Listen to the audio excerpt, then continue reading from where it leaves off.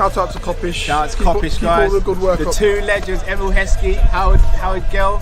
Can't get much better than that, guys. Yeah. You know what to do now. Like, comment, subscribe. I'm with legends, guys. Kop-Ish. Good evening, lovely people, and welcome back to another Kop-Ish episode. As always, when we get behind the mic, please make sure you subscribe, comment, and like. And we are doing the season review for 23-24 this evening. As always, one and only man like Matt and the one and only Drifty. As always, brothers, how are you doing this evening? Yeah. Ain't nobody dope as me.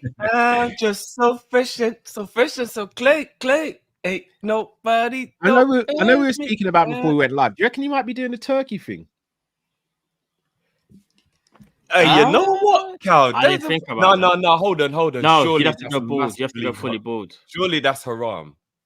Like that must be against. No, he'd have to go fully bald, though, innit? You'd have to go fully bald because you got. I don't know. I think so. If we have any, I'm sure we have got plenty of viewers who are Muslim. Would that be against Islam to do cosmetic surgery? Because that's vanity, Cal. I'm sure that would strongly be frowned upon. Would it not? I don't think so. But by you the can way, see he's not bald. He's just gone to like a level 1.5. Yeah, he's been very smart with how he's taking the picture, hasn't he? Yep, exactly, bro. But you know what? New season, new era. Life will never be the same. New Mo. Were you saying he bicked it because Klopp's gone? We move, bro. 100%. You know, like when like when you have a breakup from a real good relationship, a lot of people say they make a drastic change to feel different, right? Like the whole Liverpool era, his whole career of success has been based upon being at Liverpool with Klopp. He might just want the whole fresh shit. This could be KJ could be right here. It could just be a bun.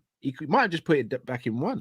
But that's what he's done it. I thought that, but it wasn't long enough to bun it though. Remember, he's done Mo's it hair? the picture far away enough, so you can't remember, really he cut tell. his hair in like February. Bro, Mo's hair wasn't long enough to put it in one. No, it was. 100%. Remember, he just took down the sides and a bit off the top. Like it's not. No, guys. All right, let me find a picture of what he looked like.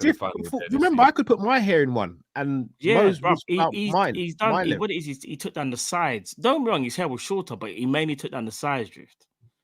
I'm gonna have a look at it now quickly. Like final Salah day. just like, said new man said new season, new slot. You know, mad thing.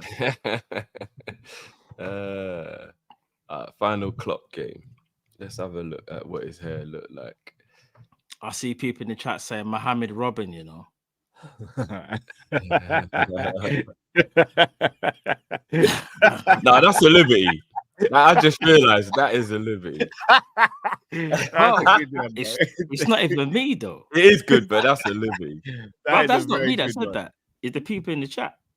That is a good one. No, I know you wouldn't say it because you're in the same boat. That would exactly. Mohammed Robin is quality. That is brilliant. Do you know what? Why on earth can't I get a picture of Mo on his final game? Well, anyway, here is what Mo looked like. Copyright all of them now, so we can't check. All right, guys, just quickly. This is what Mo looked like during Egypt international duty in January. That was his trim, right? That was the trim he got. He can't bun that. That's not long enough to put in a bun. I mean, I know he's a few months down the line, but there's no way that's long enough to tie that back in a bun. That's fun, bro. Yeah. And AFCON was 3-4 months ago. Hair doesn't grow that long. Like, if you think about from then to now, not long enough to put it in a bun. No, bro. It depends on some people. Bald though, Drift. He's going from that height in 3 months. He definitely can put that in all one. Nah, that's a struggle ponytail, bro. If he did, no, not there. He could, but give it. We're in May now, yeah. That was probably done. It, yeah. His hair could be long enough to do the man bun thing. Oh, hold on. So let's the copyright. Yeah. All right. Listen, this ain't me this time. This is Drift. If this this is just Google search, man. If this gets copyrighted, this is Salah. When all right. Where's a picture of Mo at the final day of the season? Why on earth is there no final day of the season? Bro, I told you they're taking him away, bro. You thought I was joking? Are they for real? On the real, there's no pictures of Mo like towards. All right, here's a picture of Mo doing the kit release. So this probably is as. I look how much longer his hair is. In fact, but what you got to remember is though, even the sides. Look how much longer his sides are. Yeah, it is longer. Fair enough. Definitely not long enough to put in a man bun though. That's not long enough. Not fun, but he can definitely put it into a struggle ponytail. He definitely could. Mo Salah don't struggle with anything, man. That's not. No, that's and let's be real, bro. Yeah. Remember, his hair is naturally curly as well. So remember, if he's washed it and combed it out, it might be. I can't believe we're here speaking about Mo's hair like this. I can't lie. This is crazy, isn't it? It's kind of mad still. That it's a bit mad. Look, we're starved for news, guys. We're starved for news, isn't it? Like, you know. But anyway, shout out Mo.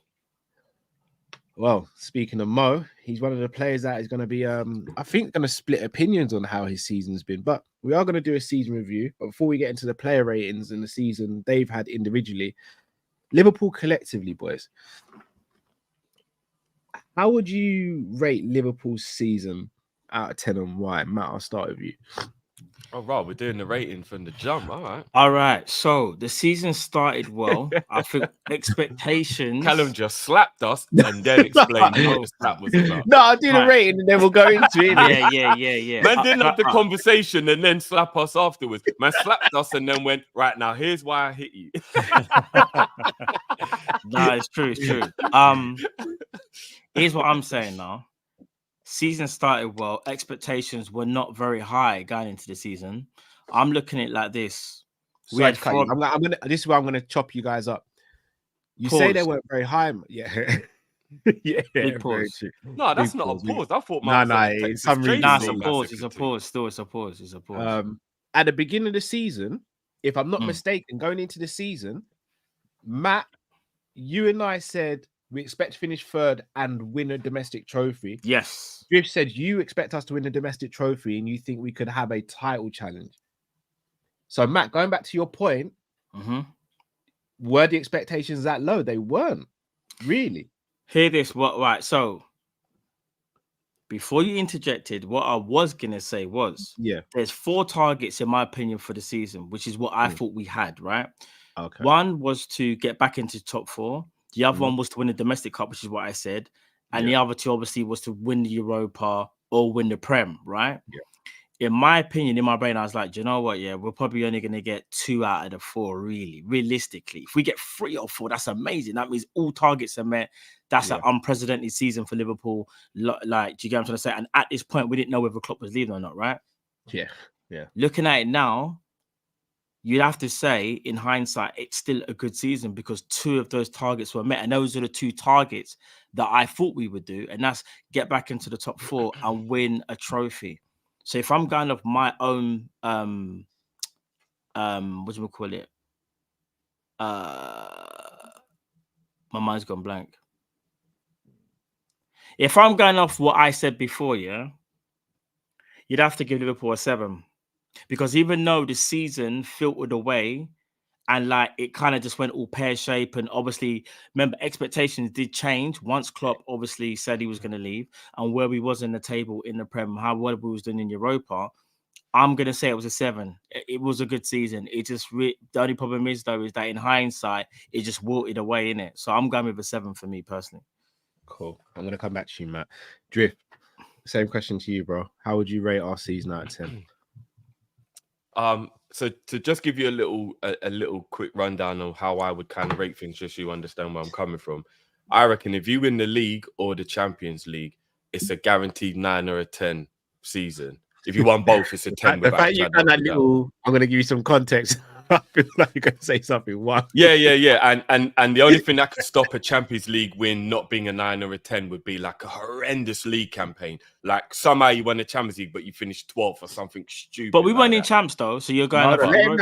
No, I'm just giving you general thing. And then I think any season where you win a domestic trophy and you get top 4 can't be lower than a 7. If you win a domestic trophy and you qualify for Champions League, I don't think it could ever be below a 7. There could be context, of course, but Champions League qualification and a domestic trophy would always be a 7. And then I think, obviously, between 7, 8, 9, and 10 would be, was it a Europa League? What did you do? Was it an FA Cup? All that kind of stuff. Based on that premise, I would go 7.5 for our season because we Okay, put up a title challenge fair and play. we won a domestic trophy. And even though we fell away in the last month, the extenuating circumstances, if you want to be non-emotional and completely logical about it, make a lot of sense why so many distractions and reasons could have caused what happened. So I'm going to go 7.5 for the season. I'm actually in between you guys. Pause. As in rating. This is one of these times where I wish we did have like a 2.5 or something, because I think that's where I can't decide whether In this circumstance, you could, bruv. This ain't player ratings. If you wanted to go 7.75, no, I don't want to cheat though, because like that. I don't want to cheat because you guys didn't have that leisure. We haven't used that metrical season, I guess. Yeah, I guess so. But I know what you mean. You guys didn't just do it just now either. You stuck to a 0.5 system. So, so I'll be honest. The Carabao Cup win for me was excellent, especially the final in terms of what we had to deal with in the week leading up to the final. We had a game on the Wednesday before the final. Chelsea had a full week to prepare. Injuries galore, having to play youth. Virgil having the goal disallowed, which in my opinion was unfairly at the time. And then we get another goal and we score from it and we win the cup against all odds. Amazing. Finishing third is not terrible either, considering Man City and Arsenal are two excellent teams at the moment.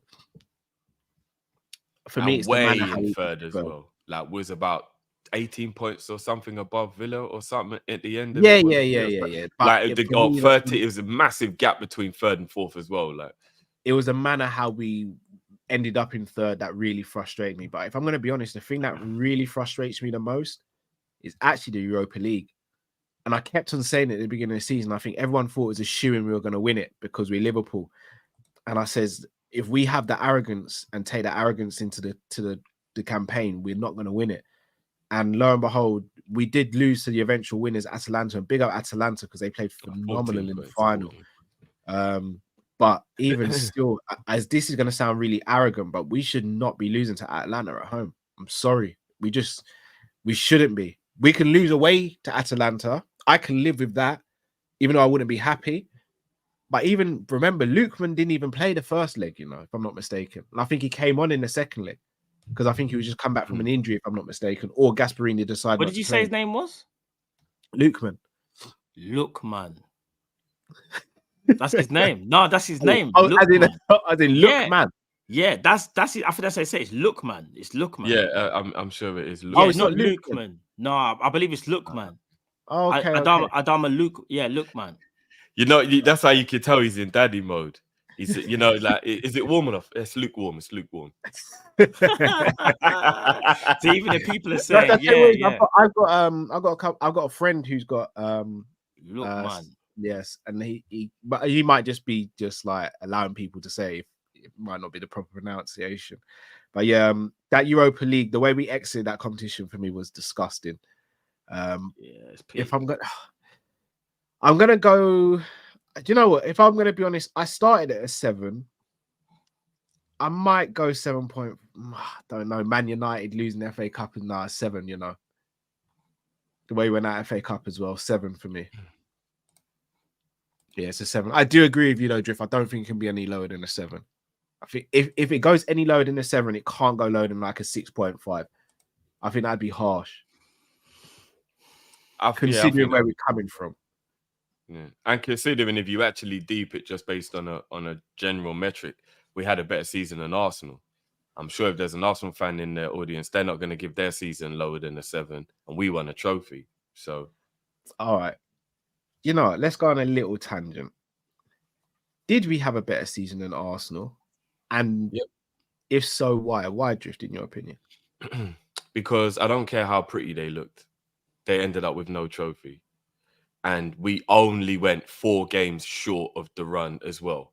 Like, it was only mathematically impossible for us to win the league with 2 games to go. And it was about 4 or 5 games to go when we ourselves was like, yeah, it's done now. So we literally went all the way to the end. After 4 games is pretty much the end. It doesn't have to be the final day of the season. Once you get past around 30 games, you went pretty much all the way in a title race. We spent more days at the top of the league than they did. It's embarrassing when you don't win it, but we're looking at a metrics. We were at the top of the league longer than they were. So, and then you couple in the fact that we had to deal with injuries they didn't, because if we're having a logical conversation, that does come into it. We had a massive injury crisis around January, February time. They pretty much had 9 of their first 11 players available for every game for the entire season. You know what? On that drift, it's not actually true. Shout out to my friend Tyron. He's an Arsenal fan, and I said that to him, and he kind of reeled through a list where they did have their injuries. I think they were just spread out a bit more than ours were. We had apart from Tomiyasu, Partey, and then a new signing who they have no idea how we would have played. Who else was like missing for any form of long period of time? I think Martinelli had a little spell out, but that was more because he wasn't playing well. I think he might have had an injury. Is it? I'm not saying they had as bad. I don't remember him being injured for like ages, like maybe a week. I could be wrong here, but when I saw a graph of how many injuries each team had, I don't think Arsenal were near the top, in my opinion. And I agree with Jiff, because they probably did have their injuries, but the problem is that they didn't have them all at one time, how we did, and we had to fill really anyone weak 11s, you know what I mean? I know they'll consider Partey an important player to a degree because he's talented, but the whole time he's been at Arsenal, he's had this situation, so they know this. But all of their key ingredients, the goalkeeper, both centre backs, Ben White, who's very integral to the way they play, the right back, Rice, Odegaard, Saka, all these men were fit all season. Havertz, they don't even rate Jesus anymore, so they're going to add it because they want to do we had injuries. They don't even rate him anymore. Though? Drift. Partey always gets injured. Zinchenko, they don't rate him anymore. I'm talking about key important first teamers that if they did their first 11, that would be all of the people that they would pick. The only people that were injured were Timber, who they have no idea what would have happened. Dutch League, remembers, or apparently Dutch League isn't transitional. And Partey. Those are the only ones where you'll go, I'll give them Tomiyasu if they really want to have an argument about it. If they really want to thingy. Across a whole season, that's the only injuries they dealt with. Go look at Chelsea, Man U, Liverpool, even City to a degree, and you'll be like, whoa, that's really dealing with injuries. This is a 6 point as well, by the way. Sorry, yeah, go on. Yeah. I was just going to say about this, but I was called a hater. I've said it. I've had the same response when I say this. Yeah, I know. Before we get into that, though, just to add on to what Drift said, a lot of it for me comes down to expectation. Arsenal had a title challenge last season, right? And you're supposed to kick on from them. Because when we had a title challenge in the 18-19 season, not only did we also win the Champions League, the next season we won the Prem. So for Arsenal, you've got to look at their season and say, did they improve? They didn't improve because they came second twice in 2 seasons. And not only that, they were expected to go for the title this season. We actually wasn't. If you remember, a lot of pundits, were saying Liverpool are going to struggle to make top 4. A lot of people putting us 4th, and a lot of people were putting Chelsea even 3rd. We were not even in the looking for a title challenge. The expectation from Arsenal was they should really go win it this season. And if they don't win it, they've got to pick up a trophy. We've managed to do challenge for the title, what they did, but coming from a worse place last season, and we've actually won a trophy. In my opinion, Liverpool have made a better season, because when we had to change up our whole midfield, everyone was saying that we were done. You got all these players, you lot have finished, and we were the surprise, in my opinion, we were the surprise team alongside Aston Villa, probably Aston Villa more so, because them getting into the Champions League is absolutely sensational. But for Liverpool to even be in a title challenge, 9 out of 10 people were saying no chance. It's Arsenal and Man City. So if you're an Arsenal fan, this is just me, in my opinion, it's just called logic. When the expectation was there for us, and we missed out by a point, we kept on saying we have to win the title next season. We have to. Because what metric is there if you're going to do that again? That just means you're in the same spot again. You didn't get over the line. We was able to get over the line when we was in our state. They haven't been able to get over the line so far. And that's how I'm looking at the 2 teams. The 2 teams in different phases. This is Arteta's phase 5 or whatever it is. Do you get what I'm trying to say? So that's how I look at it, guys. So technically, though, wouldn't you say they did improve from last season? Because yes, they finished second, but they fell off quite a bit when they finished second. In the same way we finished 3rd and fell off, they did that last season. Whereas this season, they did keep pace until the final game of the season. they've improved ever so They've slightly. improved, they've improved but ever so slightly. is that They got a improvement? higher. It's not They got improvement a higher enough, point. obviously, because No, you want but to what go I'm second to first. is that improvement enough to say they had a better season than a Liverpool team that wasn't even supposed to title challenge and supposedly struggled to win anything this season? Does Remember, that mean if Villa us, does that mean Villa had a better season than us then? well, this is what I would say about Villa. Villa got top 4, so automatically they've had a great season. If they would have got a trophy, no, I was gonna say, but if Villa won a no one expected Villa to win a trophy. but if Villa won a trophy, I would say they had a better season than Liverpool. Because again, expectation is a big factor in football. There's a reason why there's bookies, bro. Do you get what I'm trying to say? You guys already know, like the bookies put Liverpool. If I'm not mistaken, the bookies had us guys 4th favorite, I believe, for the league at the start of the season. I do not. We definitely weren't first or second. No, it weren't first or second. I think we were. We might Were have we been. Yeah, we third? were 4th. Chelsea were 3rd. Yeah. So, listen, Villa have been, as again, a surprise team of the season because they got to Champions League. If Villa would have won an FA Cup now, I would have even sat here and gone, they've had a better season than us because their expectation was to get nowhere near top. Well, not nowhere near, but they weren't expected to get top 4 and they won a domestic trophy. I might have accepted a trophyless season being better than ours if they'd have got to the final, maybe. If they'd have got 4th and got all the way to the final of a European tournament, then I would have maybe entertained the conversation that they did maybe have a even better that, season than us without having the trophy to show for it. Yeah, but I think crashing out in the quarterfinals of the Europa Conference and then getting 4th doesn't. No, I wouldn't put that. Even though the expectations weren't even for that, I would still say that we had a better season because we did get the trophy. And it's funny as well, because I know we don't want to dwell on this too much because we don't want to talk about Arsenal, but especially having Lee and a few Arsenal fans in the chat. What would you constitute?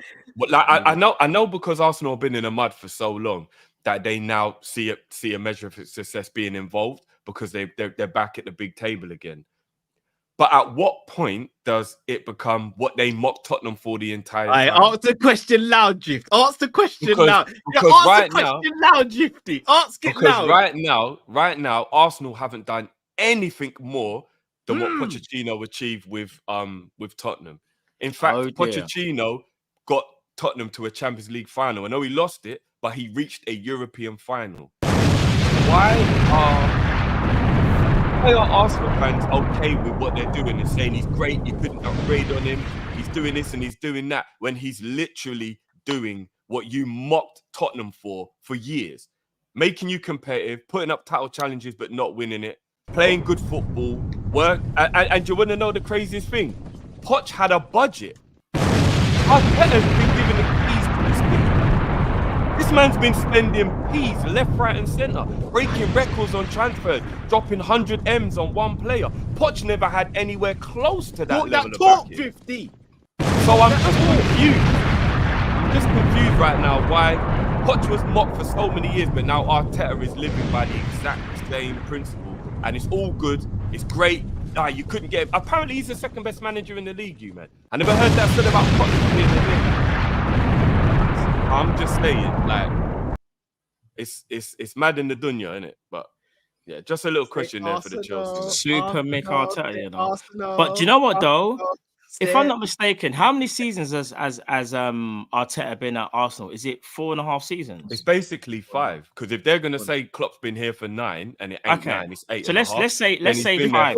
This morning it chose violence with facts. So let's say 5. So in the 5 years, he's won an FA Cup, and correct me if I'm wrong, guys, he's never been the Unai FA Cup as well, Matt. So hear me out. Has he got to a final since? And the COVID FA Cup, remember? Because they told us, they told us we won a COVID title. I can't help you, mate. He's dropping bombs, bro. I'm just ducking out. No. No, Matt, didn't they say we won a COVID title? They said we won a COVID title. So why didn't they win a COVID FA Cup? Because 90% of our season was done when there were fans. I mean, their entire FA Cup run was done behind closed doors. So explain it to me. And it's kind of, do you know why it gets even worse for them? Bro. Because if they want to try and say we won a COVID Prem, I'm pretty sure, keep me if I'm wrong, guys, but I don't think there was no COVID in 18-19, was there, when we won the Champions League? Was there? Oh, no. So even if you want to try and discount Liverpool's Prem, which is still crazy because we wrapped up the league by January anyway, if you go back a year before, you know, where we were going up against the Man City, arguably a better Man City, 97 points. we still managed to win a Champions League. That's kind of crazy, though, isn't it? When you think about it, that's kind of mad. So in 5 years, the manager's got to one final. Lads, let me tell you something. Within 5 years, what has Klopp won in those 5 years he came to Liverpool? What did he win, Cal? What did he win? Within 5 years? What did Klopp win within 5 years at Liverpool, bro? So he came in 2015 and his first Cal, every blood clot thing. 2019. So I just see that, Cal. Go. 2019 he won the Champions League. 2020 he won the 18-19 won Champions League. You mean 18-19? Yes, right. But as in we lifted it in 2019. Yeah. In 2020 we won the Premier League. We lifted the Premier League.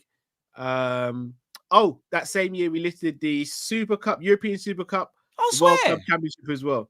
You joking? Swear down. I got 4 on it. Oh. Do you know what? And it's mad because there was this notion of if Arteta won a Prem, he would have been seen better than Jurgen Klopp, which I still find crazy. I remember the talk. Do you remember the talk? Yeah, so it's not the early learning centre now. They've graduated. It's mother care now. We call them mother care now. Yeah. Big up Lee. Man thought it was Xavier and thought he could see into the future. Fam, I don't know what happened to you, but Cerebro wasn't working for you, fam. I don't know what happened, G. One thing I rate Lee for is that Lee did actually tell us that they would compete, and we thought he was being wild, and then they did. So I give him credit for that. No, he did say that. That's what you know. What? That's one thing I will give him credit for. No, I said that last season. This season. I remember Lee saying to me, I said, where Arsenal gonna I said Arsenal gonna finish above Liverpool. He said, what's higher than number one? What's higher than number one? Hey, Lee, the people in the chat Lee are calling said you they Drake. were winning it. I don't want no compassion for Lee in the chat. Lee said they were winning. They can't be. Hold they the not first like letter us. of your name, They not Lee. like us. No, Lee really thought he could read into the future. Arsenal. Hey, Lee, do you know I'm going to start calling you from now on? I'm just going to start calling you Xavier without the powers, blood. But look, I was just I genuinely want an answer though, if I'm being honest. Freaky ass team, like a second place team. Freaky ass team, that's second place team. I genuinely want to know why Pochettino was lambasted. You lied about Arteta. You lied about Champions League. You lied about winning the Premier League this year. You lied about Saliba. You lied about Jesus. But compete for the title, they'll probably come second. They not like us. They not like us. They not like us. They not like us. They not like us. You fucking idiots! Certified like challengers, certified bundlers. Bop.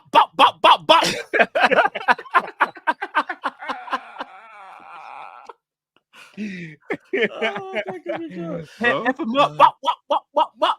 In it. Oh man. Anyway, back on chat. Yeah.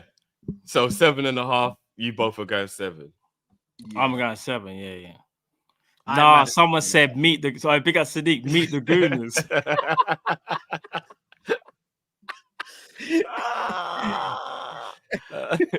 Dear Arteta. Innit? You lied about the Champions League. You lied about winning the league. You lied about Saliba. You lied about Jesus. You lied about the inverted system with Zinchenko. You lied about Timber. You lied about.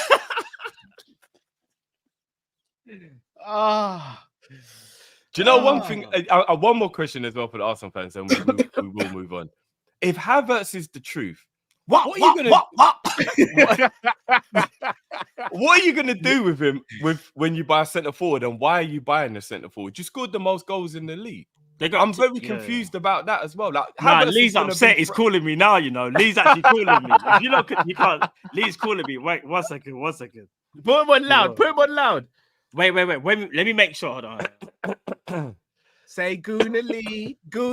Say Gooner Lee. Now step this way. Step this way. Now step this way. Step this way. Are you our friend? Are you locked in? Now step this way. Step this way. Now step this way. Step that way. No, Matt said, you lied about Champions League. Oh, man. Oh, man. Jesus only got 4 league goals. Right. No, Now he he gets didn't. injured. No, he didn't. That's what someone just said. Big up Gunnerly. He's not running. Jesus scored 4 Premier League goals all season. Big up Lee. He's not running still. He was injured quite a lot, but no. To be fair, we have to Carl. We have to put context. Actually, let's figure out who played more minutes out of Jota and Jesus. Give me a second. No, all jokes aside, yeah, I think if I'm not mistaken, he had 3 knee injuries in this one season alone. And this is one thing I will say about any player, yeah.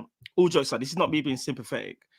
Jesus came out and said, yeah, in an interview that he can't remember the last time he played without pain in his knee because he's had to have his knee drained, I think, twice or 3 times, if I'm not mistaken, this season. And even though we can always laugh about players like playing crap, that's the one player where I personally wouldn't, because he hasn't played, if that makes sense. Let me do a Paul Merson. How many of us ever played without being here, without a knock here, some pain here? I never played 100% in my entire career, but I was out there every week in the trenches because I knew what needed to be done. That's because Paul was drunk a lot of the time, though, bro. No, I'm not gonna lie. I'm taking the piss. But no, 3 knees. I think he had 2 or 3 knees. I think he had 2 knee surgeries, bro. How many games did he play this season? He played. It was quite bad. Do you know what? Guys. Do you know? No. If Jesus, this is true, Jesus Matt, respectfully, if this is true, I don't want to hear no excuses. Is that the truth? No. This is facts, guys, because I'm looking at it right now. Jota missed 16 games. Yeah. No, Jesus missed 16 games, 85 days in total. But Jota missed 19 games, 79 days. So Jota only missed 6 days less than Jesus in terms of like injury.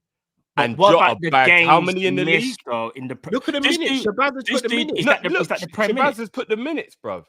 Jesus played more minutes than Jota in the league, bruv. Okay, well, boy, forget what I said then, innit? You lied about Jesus. Rotted. I didn't realize he played more minutes than Jota. That's crazy, though. Do you know He what? had 2 surgeries. 85 days isn't as much as Arsenal fans made it out. Like when they said he was injured a lot this season, I thought he missed like the majority of the season or something. He definitely had knee surgery, though. I will say that, but that's still. I didn't know he had more minutes. You don't know nothing about that. Hey, bro. Anyway. Yeah, 7.5 and 2.7. So we had a decent season regardless. Yeah, I say 7. We had a good season, man. We did. Do you know what I mean? Right. We did. Well, guys, if you haven't already, do smash that like button, subscribe to the channel. Now is the time where we do the player ratings. Oh boy. Dun, dun, dun. The laughing goes out the window now, innit? Not necessarily. Depends which way you look at it, bro. Depends if you not want. necessarily. You know what I mean? But let's just take a deep breath. Digging deep. Let's go. Yeah, boy. All right, Alisson Becker. It's a shame we didn't have the opportunity to actually go through the ratings and do it literally to the T. Yeah. He was world class. He's the best goalkeeper in the world. The only thing you can even say against him is that he only made 1 mistake in the season, if not 2. I mean, Drew spoke about this as well. Big up the members if you've seen the video. I said it's normal for a goalkeeper to... There's no goalkeeper, in my opinion, on the planet that doesn't make 1 mistake in the season. Normally, you get about 2. If it's more than 2, you might start asking questions. I think he made about 2 mistakes in the season. He's for me still the best goalkeeper in the world. The only thing is that I've ever said is that he is injury prone for a goalkeeper. However, with that being said, for you to be the best goalkeeper in the world and you still miss games and people still know you're the best, for me, it's a 9. What are you saying, Drift? I'm gonna go 9. I'm going 9.5. Alisson's the coldest, bro. Some of the saves he made this season were out of this world. Bro, they're stupid. They should be goals. I think some of us have forgotten, you know. Yeah. Newcastle game from Aspas. Do you remember that save, you man? From Almiron, innit? Oh yeah, I said Aspas. Yeah, Almiron. Man said, man just took any Latino brother and went, yeah, that you there. I don't know why I said Aspas. Do you know what though? That's a good comparison though. Still. Oh yeah, player wise, they are pretty much a good comparison for real. They're left-footed. Aspas was balling out, bruv. Yeah, bruv. When he went Celta Vigo, my man just changed, bruv. In the West Ham game at home when he saved a header from Souček, like some of the saves he made this season were just crazy, and at times where we needed the saves to be made as well. Yeah, bruv, if it wasn't for Ali, all jokes aside, there's games that we wouldn't have won. Bruv, absolutely.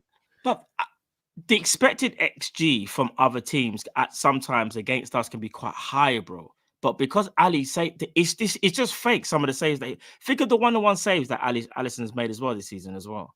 Yeah, it's crazy. Alisson's different, fam. People really can't like pull the Arsenal mistake for an example, and then want his entire grade to be brought down over like one mistake. Surely. Alisson, he didn't even have a bad game against. Oh no, he did have a bad game against Arsenal. It was the Arsenal. But he's allowed to. It sounds stupid, bro. And Man City away, he wasn't. He made a mistake. But that's it. I know I said 2 mistakes. If a goalkeeper, remember Alisson. Let's say Liverpool plays 60 games this season. I don't know how many, yeah. But if a man has 2 bad games out of the 60, we can't start saying things like, boom.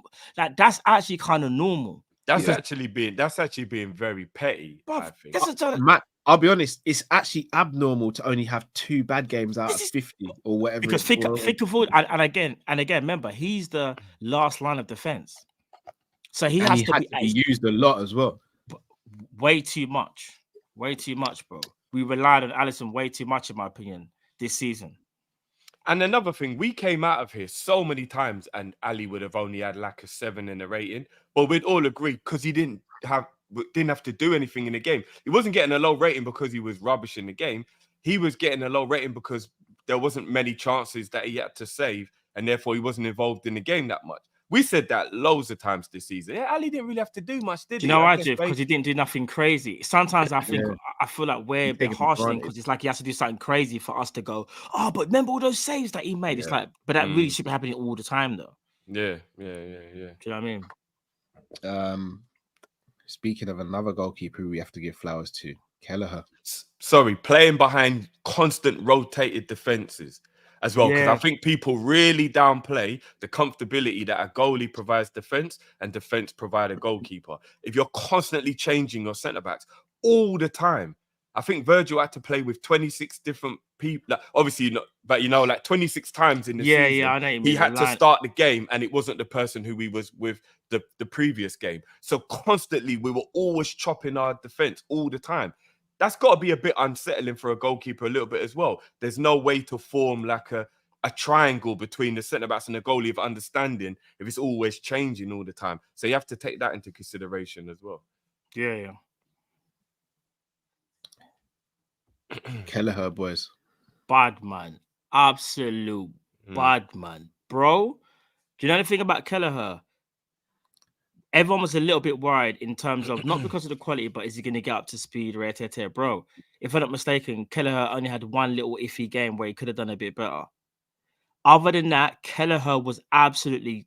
Bro, Kelleher was so crazy at one point that we were like, bro, we know Alisson's the best here, but we can't even really say anything right now because the saves that Kelleher was making... Bro, Kelleher straight 9.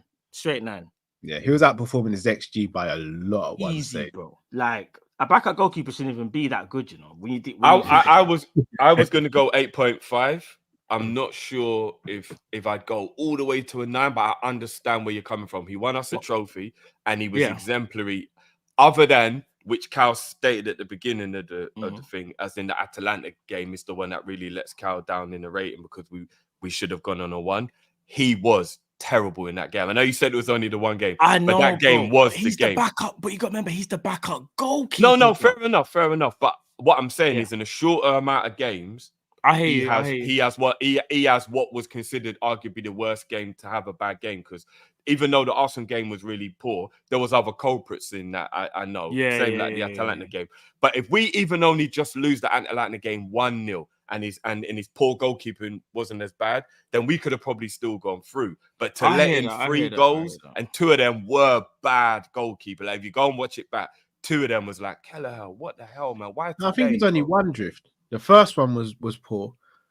I don't think the last one. No, you guys are right, yeah, because we're right to point out his mistakes. We're going to every player, but I'm just putting it into context of I always kind of expected mistakes because he's not Alisson. So those mistakes at some point were going to happen. Maybe they happened a bit quicker than what I thought was going to happen. But when you actually think about some of the insane saves and games that he had, bro, for me, the pros so outweigh the cons. That's why I'm still giving them an out. I know what you guys are saying, because I probably could say 8.5, but I just think for a player that probably wasn't expected to play that many minutes, maybe he maybe thought at the start of the season, I'm probably not going to play as much as he thought he would. But yeah, Kelleher was cold, fam.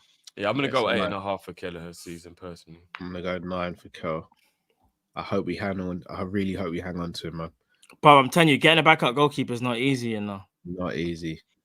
I got a little bit of faith when I heard Joe Gomez's interview that he did yesterday when it comes to rotational players in our team. Because I don't know if you guys have seen Joey's interview. I've seen it, yeah. But the way Joey was talking about just how privileged he feels to play for Liverpool and the joy it brings him being at Liverpool and the fan base and all that. Like, I think players do take that into consideration when they think about moving on. And I hope players like Kelleher and Gomez, who were exemplary squad players, do you know what? Don't want to leave because of those reasons. That right there. You get what I mean? Like, right. Big up. Remember that in the final, bro. Do you remember, especially the Gallagher one? Yeah. Kelleher was fake, bro. Because you look around and you, not to go on a tangent, but you look around and you hear what a lot of other clubs moan about is their squad. And you look at people like Joe Gomez and Kelleher and you're like, that's what makes you a league-winning team, when those are the caliber of players on your bench, in your squad, that aren't playing week in, week out necessarily, but are super talented. Because I struggle to understand where we would find a backup goalkeeper better than Kelleher. Like, I really struggle where we would find a backup goalie willing to be on the bench, but be as talented as Kelleher, who can come in and play well when we play. And again, we're not like you could have a goalkeeper like Mignolet who could look great at a low block team like Everton, but we ain't like that. So you buy a goalie like that, as we learned when we bought Mignolet, and then when he's got to do more than just, you know, block shots or whatever, you're like, oh yeah, I don't know about this keeper. Kelleher's good at doing the sweeper keeper thing as well, how we play. Like, he's good off his line. He's good. Bro, his distribution is brilliant. He's good with the ball at his feet. He's got the attributes that also fit in. Because you could go and get another goalie who's good at saving, but he might look terrible trying to do the sweeper thing or with the ball at his feet. And then you're like, shit, what do we do with this? And he can't play out from the back and all. Like, you Kelleher might have some literally concrete foot or something, or some brick foot where you can't. When you know what I mean, when the ball goes back to him, man just hoofs it out the pitch. Someone like David De Gea, who's a brilliant shot stopper, but was really poor with the ball at his feet. Yeah. De Gea wasn't poor with the ball at his feet. Not poor. He was very average. Don't ask Man United fans, bro. I would say he's very average. I would say he's very average. Saving with his feet, he was exemplary. But actually, like, dribbling out from the back and having to make passes and using his weak foot and all that, he wasn't good. No, I wouldn't say he was great. I just wouldn't say he was poor. Like, poor to Man me United fans really didn't like. I would say it was average. Out from the back because of him, bro.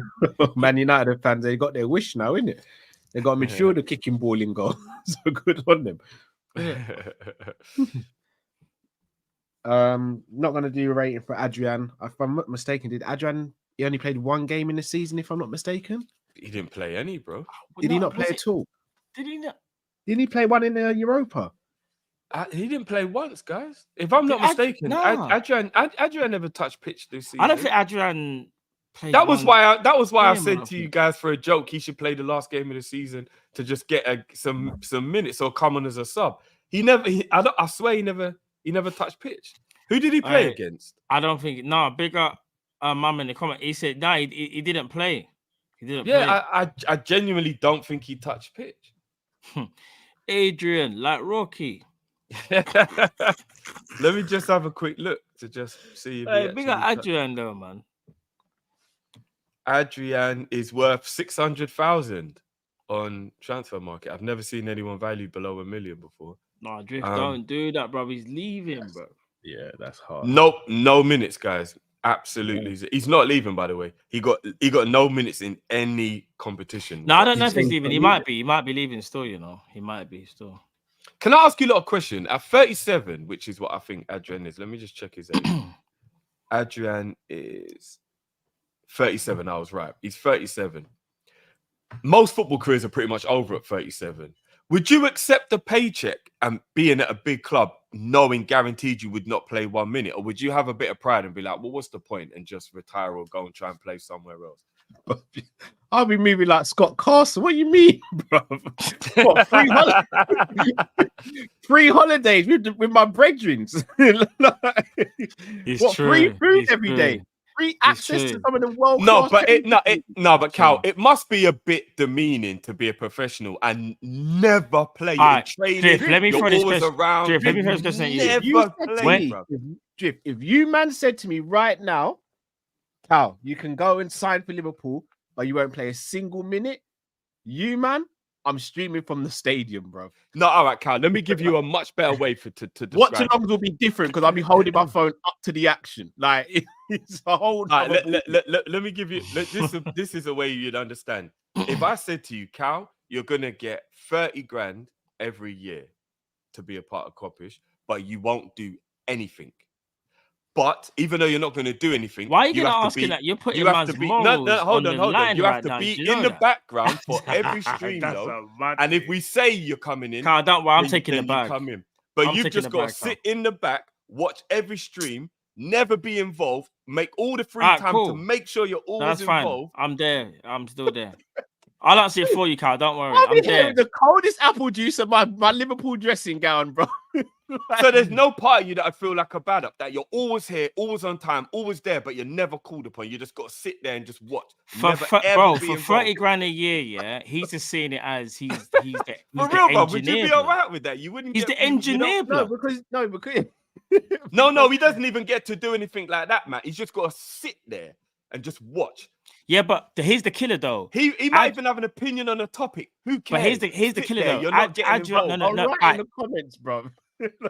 Carl, don't answer that question. Don't answer that question, actually. I'll tell you why. Jeff, let me throw this question back at you. When Adrian knew this, I think Adrian could have left last year, but Adrian knew he wasn't going to play, bro, but he chose to stay. Do you want to know why? Bro, he loves the environment. Maybe his family's all settled. Like, bro, he knows he weren't going to play, you know. I think he was cool with it personally. Because if he really wanted to play, I think he would have left last season. He knows he's not better than Kelleher or Alisson. So I think he just thought, I'll take the bag. Like, I'm contracted for 1 more year. I'm 37. Let the contract expire. And then when it expires, man will just see if I can get a gig over in Brazil or something. You know, like that. I think that's what, you know what I mean? I only ask the question because it must be really difficult if you really want to play football. Look at Scott. People are saying it. Look at Scott Carson. Yeah, I don't get why he's all right with it. You'll never be able to play football again ever for the rest of your life because you'll be too old. Yeah, while you're still technically young enough. He's still here, bro. No, I said, come on, man. You get to a certain age, but that's it. You can never play football again. Not 47. You're telling me Scott Carson? He's getting extremely close to football's over, bro. You're telling me Scott Carson can't go champion? No. But when his contract expired, he could just go championship, bro, for like a couple of years. They'll take an experienced Scott Carson. You're underestimating the championship. They're not going to want to play. They're not going to want no player who's net. Yeah, he's done. He's got to retire after that, bro. Let's see what he's play. We ain't seen him in goal for about 4 years, bro. I'm telling you for now, there'll be someone in it. No, what I'm saying is, you would take that wherever that gig is. You'll take that lower gig on way less money. What I'm saying is, when you get to a certain age, with cold changing rooms and water under the seats and all that. No, but bro, this isn't an outfield. Used to being at Man City, bro. This ain't an outfield. Bucket seat. Yeah, do you know what I'm saying, bro? See, look, no heat in changing rooms, Cal. See, look at this, bro. Drift. Big up Tribal Kev. He says he's signing you. So Scott Carson signing you deal. You know, he's getting the bag, fam. What G, bro? I don't get the mentality of someone who can know their career is pretty much over and not want to play and kind of like.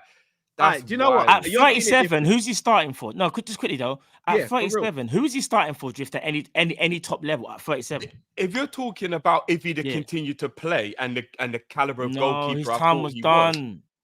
Scott Carson was done at like 34, like Joe Hart and them man there. Yeah, but he was still good enough to be able to go and play lower, like a relegation battling championship team. He was still good enough to do that. He's made his. Imagine Scott Carson was all right, you know. Bro, Scott Carson got to feed his family. I'll go it. Drift. If I said to you, tomorrow, Drift, you know what? I got a job for you, You have to go to maybe 90% of Liverpool games.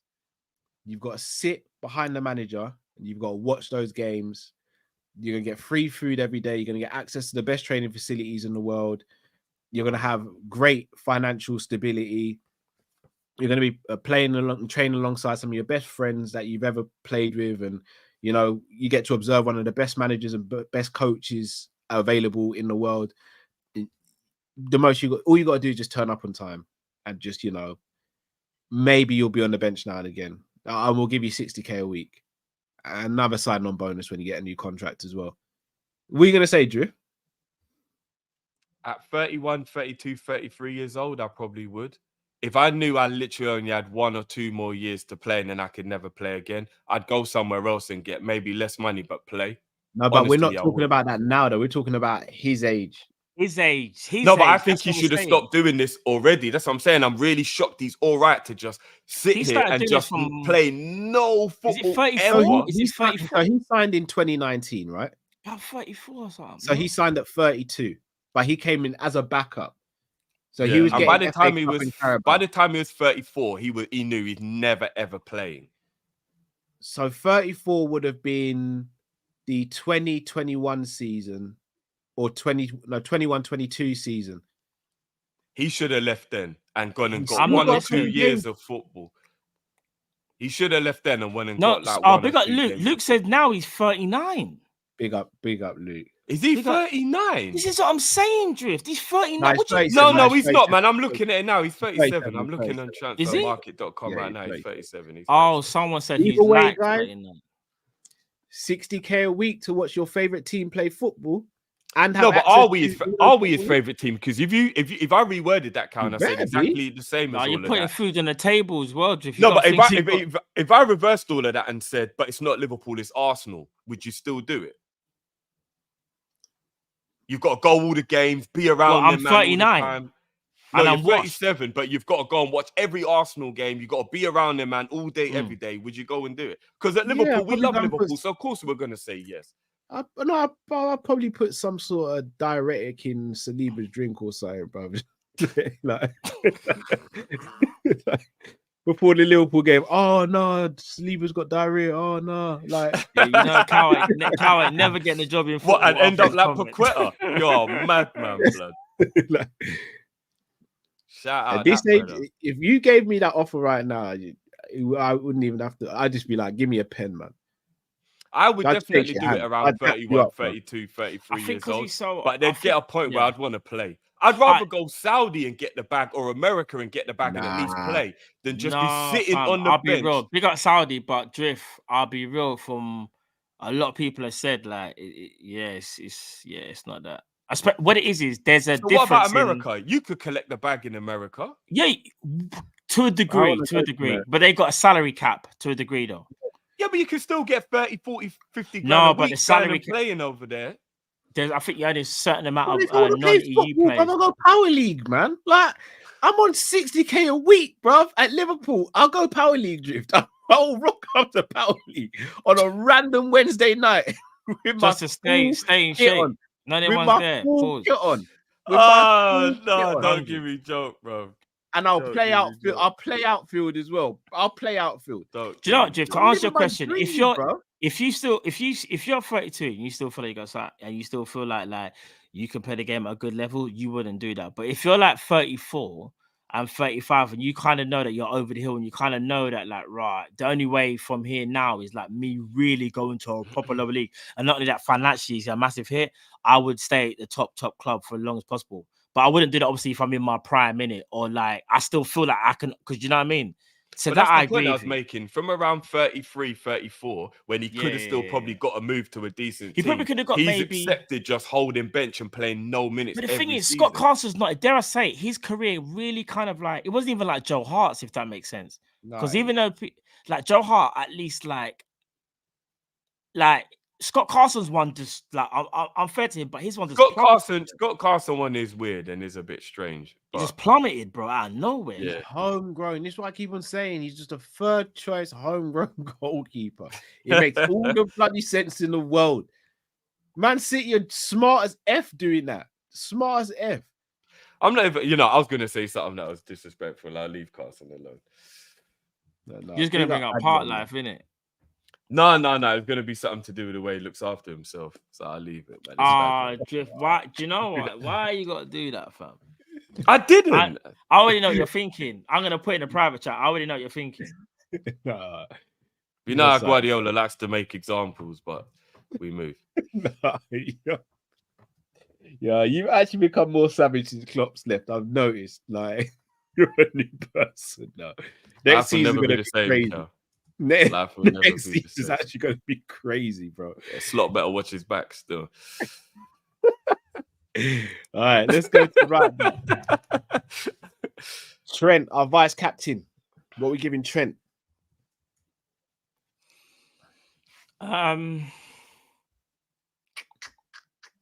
I can't lie. I'm not lying though. That's what you're thinking, innit? What I said. Oh, hold on. I was laughing at a comment. No, check the private chat. No, no. I'll tell you. That's what you're thinking. Don't lie, fam. No. Look, this is it. Look, I'll show you now. I'm not gonna lie. It's a mad thing. I can't even lie. It's a mad thing. I'm gonna put the speech marks as well to make it have more figgy. All right, then for Trent, I would say the thing is when the season started, the invert thing was like it was working. Obviously, defensively we kind of still exposed, but that's not his fault though. But Trent was playing really well before he got injured at Arsenal, though. That's one thing I will say. And then I feel like he never really got back.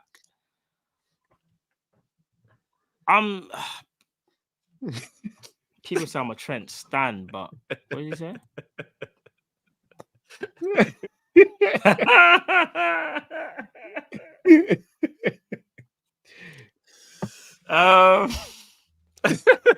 I'm saying. You cannot live life like that. You cannot live life. You got to do more. Rumors that Pep signing a 2-year extension are floating around today as well. What? I'm saying 7.5. 7.5. No, he needs to bugger off, man. I'm saying he's not gonna get nabbed. When are they just gonna get nabbed, bruv? Like these men are diplomats. You haven't heard the rumors going, man, have you? Closer to leaving and staying. Have you heard the rumors that they're already going to get cleared of the charges before the case? And apparently that's why Guardiola's willing to accept the new deal because they already know they're all right, bro. And in fact, I can't say too much. I just realized, yeah. I was gonna say you're saying a lot on stream. Yeah, no, I left it there. That's all I'm saying. So you said 7.5. 7.5. I'm gonna kind of 7.5. I'm gonna go just below that. I'm gonna go with 7. I think the way he came back after his injury was really, really disappointing. For whatever reason, maybe he's got excuses. For whatever reason, it's really disappointing how he came back from the injury. His form, his desire, his application. After that, I didn't like it. But I'm not going to ignore the fact until Arsenal, when he got his injury, he was arguably player of the season. What am I seeing in the chat? Hey, I wouldn't even say nothing about who said what. That's a mad thing. Hey, I wouldn't even say the name. I don't want to incriminate you. Oh, have you seen the response to H's comment from someone? I'm not going to say it is. Yeah, see, I didn't want to say his name. Hey, that's a mad thing. Just for context, H says, what is this convo? This person got never had an extension. For 60 bags, I'd run up tunes for the person who's in the media. Man said game is the game, you know. And now bring up the other person's comment is a mad. In fact, that's a mad thing. H is out in that we ain't go with nowhere. Nah, the other person's comment is the maddest I've seen, bro. This is AM PM's response. It's H backs. Right, AM PM. You better change your name just to PM, fam. That is a matters. That's not a daytime conversation at all. Yeah, fam. You better take out the AM out of that. Oh man, said I'd make tunes for Diddy, you know. Oh boy, that is crazy, bro. I'm a 7 as well, Drift, for Trent. I think season started excellent, and then when he came back, it was a season of 2 halves. First season excellent, second season I thought he was actually poor, to be honest. You know what? You're right though. I'm still staying with my 7.5 because I'm not changing my rating. But I know you will, bro. I'm a Trent stan in it, so it's one of them ones. I think we all are. I'm just remembering some of the performances, especially like that Everton one, and I'm like, I knew he was gonna say that, bro. Riff, like, bro, you have to. Bro, when you sent me that video, it haunts me, you know. I know, bro. It haunts me too. Don't. You went you know like what it this, is? you went, You man are gonna make me get mad because I'll play a video that's been circling. That's what he did. He went, No, Matt. Honestly, he had his hands in his pockets. I but know, don't have pockets. How is that even possible, possible, bro? I know. No, all jokes aside, I'm not. All jokes aside, that's vice captain. You might have outvoted me anyways. It's a 7, and when I think about it now, probably is a 7, but I said 7.5. But yeah, I think 7's fair. Connor Bradley. All right. Now we're talking. Young buck. I don't care what anyone says. I'm taking into consideration he lost his dad. That's a huge thing to deal with. Yeah. Huge thing to deal with. For an 18-year-old, that's huge to deal with for a 50-year-old. But for an 18-year-old to have to deal with that is insane. And then when he came back, his form was still brilliant until he got another injury as well. Every time Bradley played, he was good. I think we only had one game we were a little bit bothered about, and I can't even remember what the game, but I do remember us being a little disgruntled with his performance in one game. Can you lot remember what game it was? Was it Palace? There's a couple of games that Bradley kind of got cooked a little bit, but when I say cooked, he weren't like... Brighton got cooked a little bit. Yeah, there was another game as well, I remember. Got cooked in the first half and then did really well in the second half, right? I remember. Even so, and fair play, if he's older than 18, if he's like 20 or whatever, like a couple of people have said, fair enough, it's still ridiculously young to deal with a death. Yeah, Bradley's not 18, he's like 21, I think. 21. Okay, well, that's all the same when we're talking about dealing with the death of your dad, though. Like that's 6 and 2 threes. Do you know what I mean? Like, what's a couple of years when you're still that young and you ain't got your dad in your life anymore? So, no, of course. I'd probably I'd probably give him an 8.5 to a 9 without even scoffing at it, to be honest. Like any lower than an 8.5, and I'll argue. If anyone gives him less than an 8.5, I'm arguing with them about it.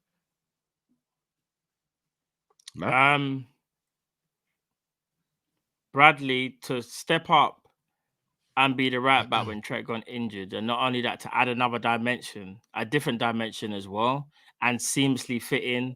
Like Drift, you already said as well, man went for a really turbulent time, obviously, with the passing of his father.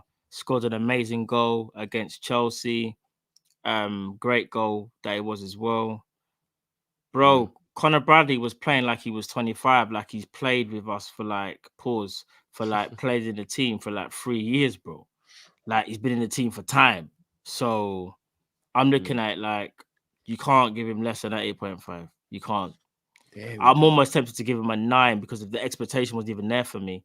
And the only person, in my opinion, if we're being honest, I remember Kyle used to big up Connor Bradley from maybe like last year because there was a debate between him and on my day. This is Ramsey. How bad it is. The other right back, I can't. Ramsey.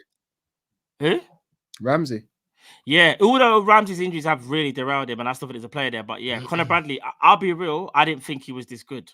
I genuinely didn't think he was. I knew he was good. I didn't think he was this good to the point where Connor Bradley starts for Liverpool, and we're like, all right, yeah, calm. Bradley's gonna play in it. Like you know what he's about. 8.5. I'll bring you flowers in the pouring rain. This is what I don't like saying. I'm sorry, just had a hook. Certain man get gassed in it, but it's all right. Just had a melody of a song in my head. Is that so? Cool. That's 8.5 for me as well. Bradley, he's cold. Bradley's cold, fam. So happy for Bradley. Trust. Let's stay with fullbacks. Simicas. bro. I'm not going to spend too long on this. Yeah, go on. I'm just gonna give him a 6. I think he played really well while Robbo was injured, then got injured himself. Didn't play that much this season, but I don't remember being disappointed with him in any way when he was playing. I thought he was playing quite well until he got the injury himself. So I'm just gonna give him a 6. When he had to step in for Trent for Robbo, I thought he played very well. Got that injury, if I'm not mistaken, against Arsenal, and from then it just went downhill. But one thing I will say though is that I feel like he got mismanaged, because I do think there were games where Robbo struggled to get back into rhythm for a little bit, and Tsimikas saw no game time whatsoever. And I feel like the player's only going to get better. And I remember when Klopp said, the reason why I took him, remember Tsimikas came off for half time one of the games. And Klopp even said in his post-match, Simi was doing well, but his lack of rhythm, you can see, was really affecting him. But I'm like, fam, he's got lack of rhythm because he doesn't get any minutes. Do you get what I'm trying to say? So I'll give Tsimikas a 6. I think it's a bit, I'll give him a 6. He fell off, but I think he was mismanaged as well, though. Thinking of 5.5, Costas. There were a couple games in the Europa he played where he did look under par, you know. Like the Toulouse one, if I'm not mistaken, when we lost 3-2, he was directly involved in giving away one of the goals. But wasn't that right at the beginning of him getting his run in the team, though, Cal? Yeah, regardless, though, it's a mistake he shouldn't have been making. I know, but it's easy to be rusty when you're never played, though. Do you know what I mean? I do take into consideration things like that. You know, I'm not angry with you guys giving him a 6, but I'd give him a 5.5. Remember, he was part of the trophy win as well. I don't think we should take that away. Yeah, we know. Virgil knows. Damn one's there, you know. It's a beautiful day. You know.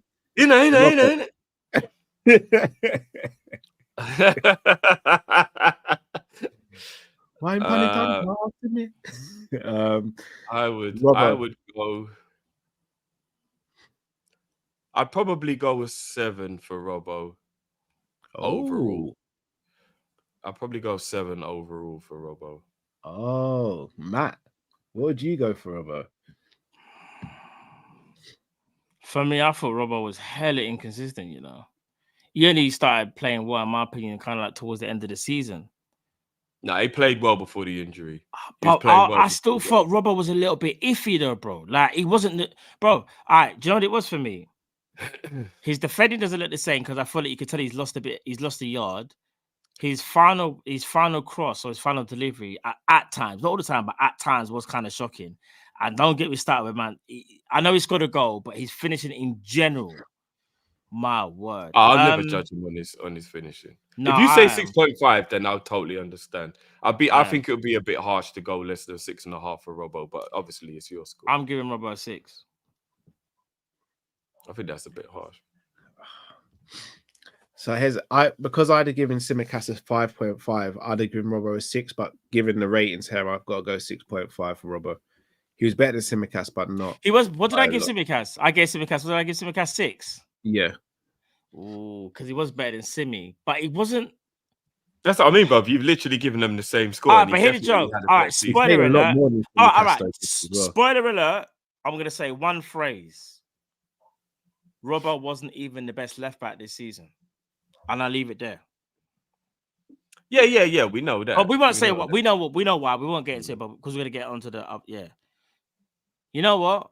A 6.5. I'm all right. 6.5. No. It has to be 6.5. Do you know why? Because I gave Tsimikas a 6, and he was better than Tsimikas. I'm all right to settle on a 6.5 for Robbo. Yeah. Lovely segue there, Matt. Joey G. Can I say something first?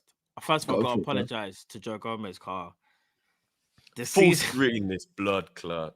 Chief, don't do that. Don't do that. Like he weren't saying certain things towards the end of the last season. Yeah, for real, bro. Yeah, Drift. Yeah. Oh, here hold we on, go. hold on, here we go. Here we go. What do you Here we want? go. What's his minute? You're gone. Proctor, don't you Proctor. Heat of the moment. Heat of the Oh, yeah, his moment. emotions got in check. His emotions got in check. Don't you Proctor. Go on, Proctor. Councilman Tate. Heat of the moment statements can happen in any walk of life. We're all humans. Bro. But you, man, during the summer, especially Matt, doubled down on what was being said in the heat of the moment. I was the one asking for patience for Joey. I was the one sticking up for Joey, saying he'll be all right next season. People get off his back. I was the one that was in defense of him. So there's no way that I'm going to get dragged into your whirlpool of Gomez isn't good enough for the club. No way you dragging me into that, bro. You stand alone. You lied, Matt. You stand alone. You own that. No, I told the truth. Last season, he should have left. You lied about Joe Gomez, bro. I'll be honest. After last season, he should have been.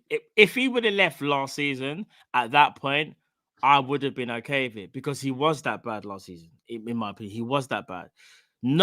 I'll be honest. I didn't expect him to have the season that he had, and credit to him. Because last season was that bad. It was so bad.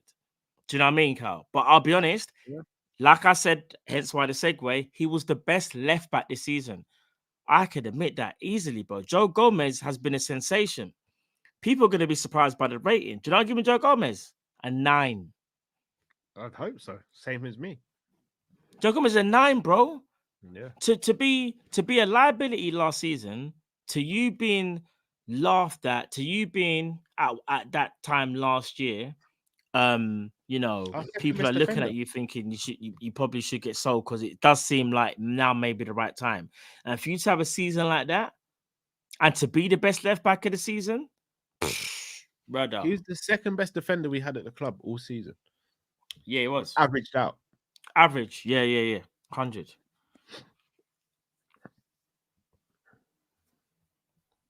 Gomez was cold. Anything on Andrew? Yeah, we gave him 9, Drift. I don't know what I would have given him a 9.5, but I'm not going to argue at 9. He's probably top 3 contender for my player of the season, Liverpool player of the season. Exemplary, absolutely exemplary this season. When called upon, played multiple times during games. He was swapped around, right back, left back, DM, centre back. During games as well. There was one game where he played 3 different roles in the same game. I can't remember what it was. Norwich, but I remember 3 different roles in the team across 90 minutes and was brilliant in all 3 roles. Like, he was exemplary this season.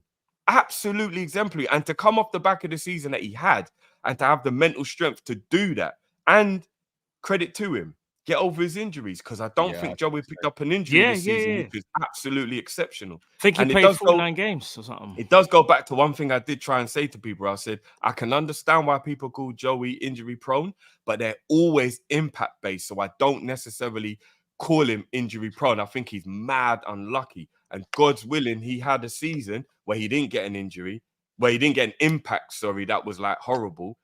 And thankfully, he was able to stay fit for the whole season. Joey was absolutely brilliant. I'm sorry. And to have the mental strength to turn it around after all the shit people were talking about him last year, exemplary, unbelievable. Without Joey, we don't have the season that we had. He's one of the key ingredients to us being able to accomplish the good run and playing well and doing what we did. His flexibility within different roles within the squad, he was absolutely brilliant. I can't say anything more about Joey because it's going to make it look like I'm being biased because you lot know I always back Joey anyway, but he's somebody else who we've got to make sure we convince to stay under slot. Yeah. I think he will. Yeah. Right, that's Joey. Kwanzaa. I'm putting Kwanzaa right there next to Joey.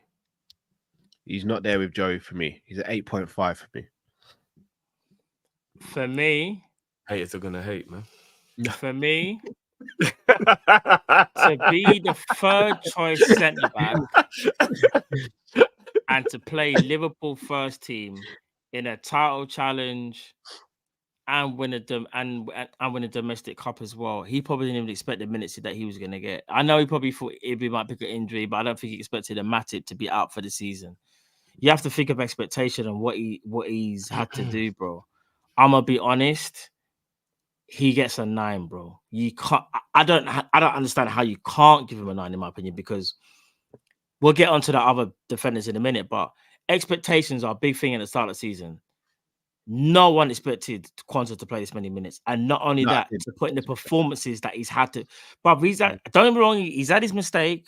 He had a big mistake. However, he's been absolutely sensational to the point now where he's almost put himself in that conversation of like, well, it's not an automatic starter, but basically he's part of the Liverpool rotation for centre backs.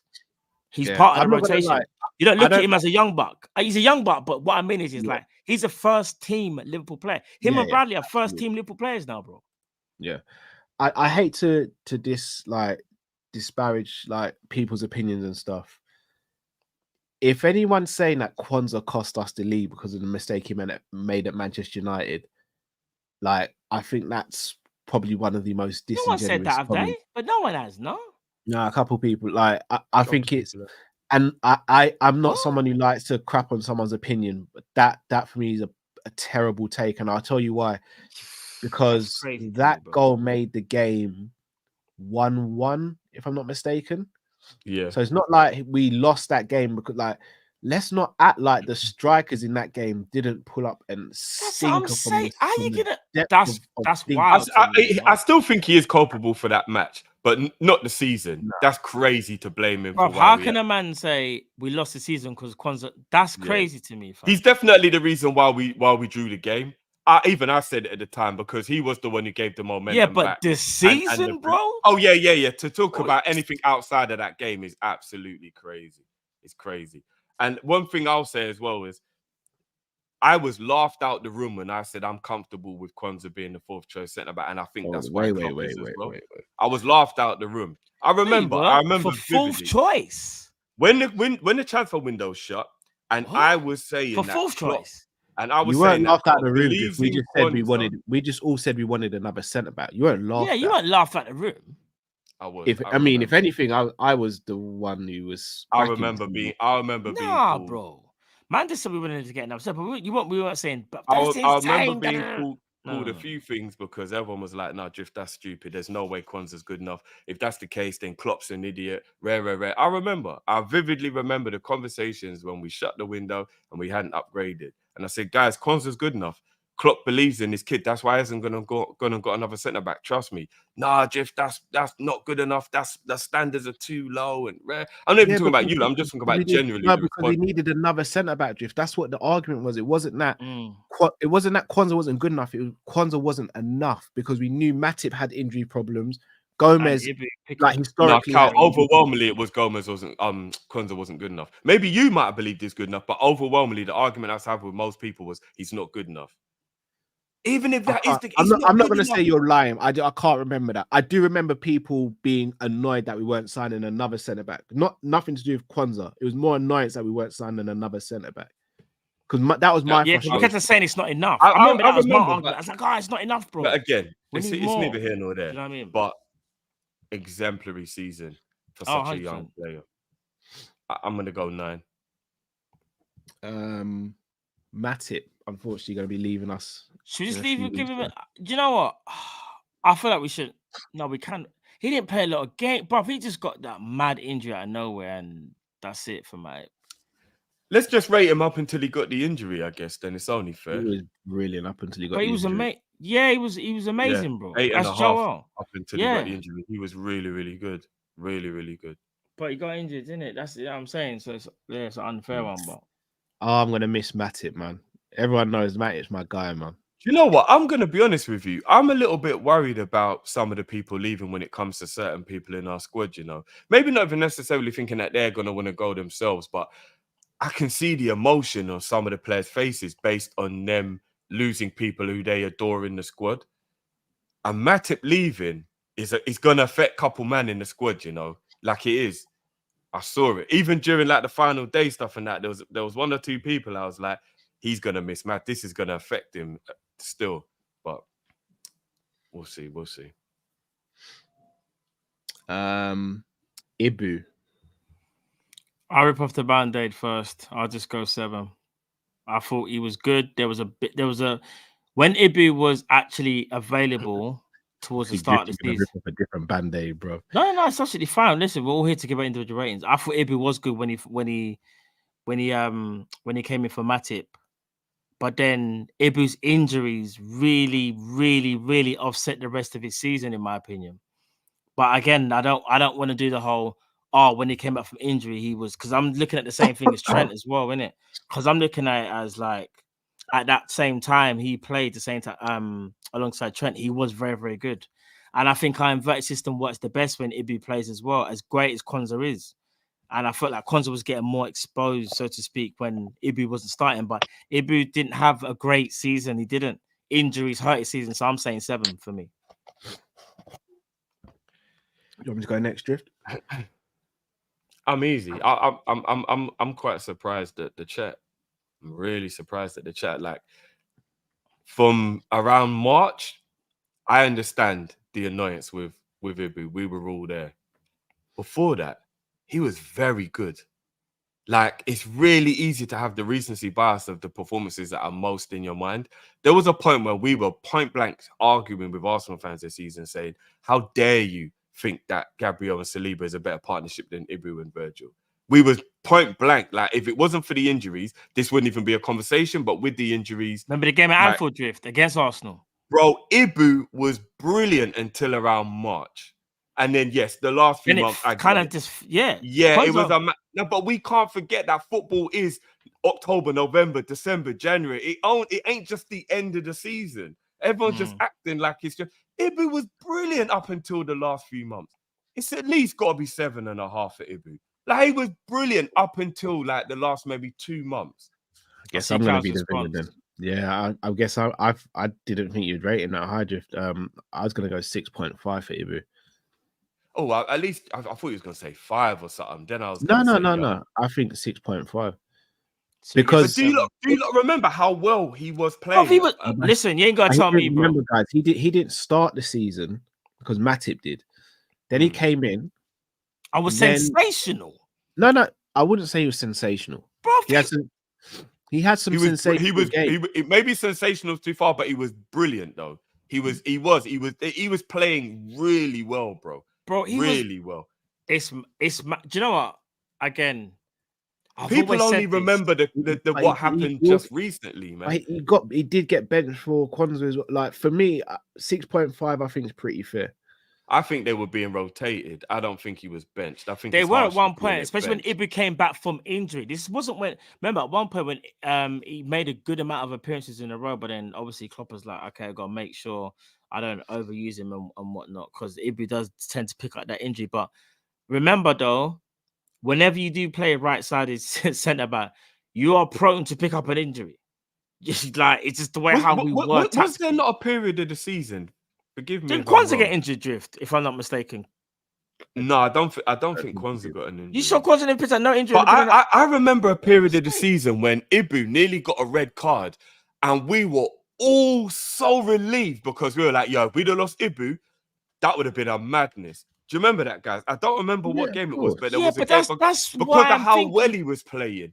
But everyone was like, thank God he never got sent off, man. Are you sure Konza didn't put no injury ever? If he was rubbish, why would people have been worried about I don't think he did. So hold on, you went 7.5, Drift. What did you went 7 or was it 7.5? I went 7. I went 7. So we land on a 7 then for Ibu because just by law of averages. But I saw the majority of people in the chat were saying they think 5 is the most that you should get. Some people are saying sell him. That's why I was saying that's crazy. I'm not selling Ibu. People saying sell him. Yeah. I've seen sell him. I've actually seen sell him. That's mad still. Virgil. 9.5. Virgil was cold. Too cold. Yeah, 9.5. Virgil was cold, fam. People can argue with me this if they want because Liverpool didn't win the league, and people seem to think you can only be the player of the season if you win the league. Virgil was defender of the year. I don't care if Liverpool fell away a bit at the end. Virgil was defender of the year. No, but everybody will say, don't be stupid. And they'll want to pick a Man City or an Arsenal defender. They'll all do it. Virgil was the best defender of the year. Saliba was second best this season. I think Gabriel was better than Saliba this season. No. No. Oh, do you know what? I'll say Gabriel was good. that's a He close might call. not be a better player than Saliba, but he had a better season than Saliba. No, I'm gonna Gabriel be real. made mistakes. Saliba, I would say Gabriel was a Saliba, goal threat, not Cal, fell and off. he defended as well. Saliba, I would say, do you know when I realized something though? This is not me having a go at Saliba because Saliba's class. When Arsenal went to Europe, I see not the same Saliba, but I see the same Gabriel though, if that makes sense. I think they were both a little shaky in Europe, but I understand what you mean. Saliba didn't look all calm and composed in Europe. Yeah, and it's crazy because this is not. And he's not a goal threat like Gabriel. Gabriel gets all I like tried to explain 5 to people, to 7 goals a season. When I said I rate Saliba, but not as high as Konate, is this for the same reason. I said this is Arsenal's first time in the Champions League for a while. Saliba is an amazing defender, but he's going to go up against attackers that he's never faced before, and it's going to be a different style of football. And I said, to his testament, he should be cool with that. But if you're looking at this season, and I know it's just one season, he didn't look like the best defender. If you just watch Europe, not Premier League, but if you just watch Europe, you might sit there and think Gabriel is the better defender. Because I'm telling you, that's why I said you can't compare. As good as he's a defender, you can't compare. No, just seasons, bro. Because I think Saliba's more talented than Gabriel. Yeah, so we're not talking about talent. No, but I think he's better. I think he's better than Gabriel, but I just think Gabriel's had a better might have had. Yeah. No, but sir, because you said better defender, so I was just saying, you sure you don't mean had a better season? No, Saliba is better than Gabriel. It's just that when I look at it as a whole, I think Gabriel might have been their best defender as a whole. Even though I still think Saliba's better. He's had and it's the fact that Gabriel was a goal threat. It's actually the fact that Gabriel, so he's not just defending as well as Saliba or better than, but he's also contributing to the team with goals. I think he scored about 3 winning goals for them this season, and he must have got at least 5 to 7 goals. Like Saliba's not a goal threat at all. Gabriel's like they aim for Gabriel, and that's why I will argue to the hills, bro. In terms of, I understand Saliba is an amazing defender, and I think we could be looking at the next 2-3 years that we're having this whole debate again, like who's better, him and Ibu. Because if Ibu doesn't obviously get his injuries in check, then it will be Saliba because of the injuries. But this is why I will say to people, like, remember, we've seen Ibu go up against some of the biggest teams in the world because we've seen Ibu in the Champions League in the biggest moments. I didn't see Ibu struggle against a Vinicius and them type of players there. We were saying, right, Ibu's really shone on the brightest stage. Whereas I think Saliba hasn't done that yet. Doesn't mean he's not going to, because I think Saliba will, but he hasn't. Big up Lee as well, because Lee said exactly what I said. Saliba's the better defender, but Gabriel's had a better season. Big up Lee, because he's being honest. Yeah. And you said the same thing as well, Jeff. Big up. Be honest, man. I have to hold the L on this one then, boys. So 9.5 for Virgil. Yeah. Midfield. I'm going to start McAllister. I'm interested to see what people's ratings for McAllister is over the course of his season. 9.5. See, I think that's high. And he's the best. He's the best midfielder. Matt stood on business. 10. Listen, bro. Hold on, Matt. Response. Matt, I fell over. And is this really what you wanted to say? Anytime, you never know. Anytime when I want to try that pussy, on the dad, me not chat to no man boy, but no boy should do that pussy. It's that last bit. No, his hands never leave his side, you know. The back. You know what it is? All right, Cal, I'm gonna put context. I'm gonna just add a bit of context quickly. He was brought in to play the number 8, as we all know, but had to play the 6 because Klopp realized Endo wasn't ready just yet, right? And started off a little bit shaky, but once he got into the 6th role, he played very, very well. We're forgetting even games like against what was the game where he played he played that splitting pass to Salah, then Salah played it to Diaz, and then Diaz finished it. Was that either Spurs or Tottenham? Might be the first game of the season actually. But that's the same team, by the way, man. Yeah, that was I just realized I said that. Safe to point it out. Now I'm gonna get clipped. Thanks, Drift.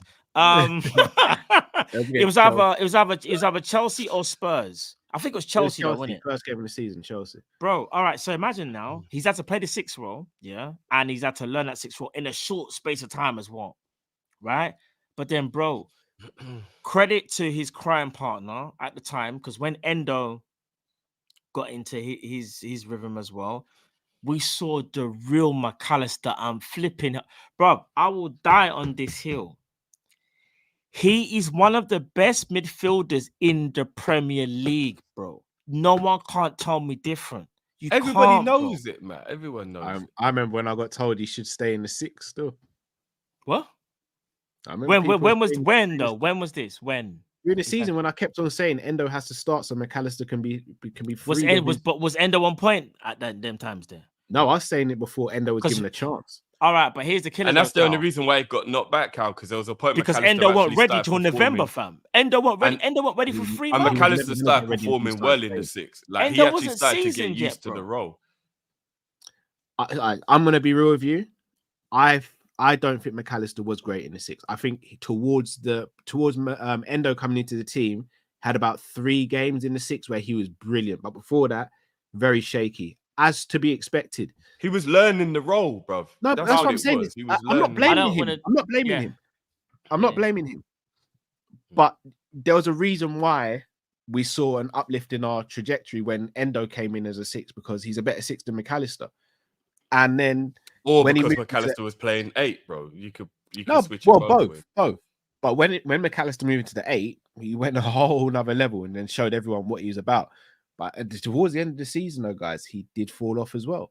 Because he was exhausted. Because he was tired, bro. Guys, I understand the context. I'm not saying he had a bad season, but if we're going to judge the season, we got to take into consideration his performance.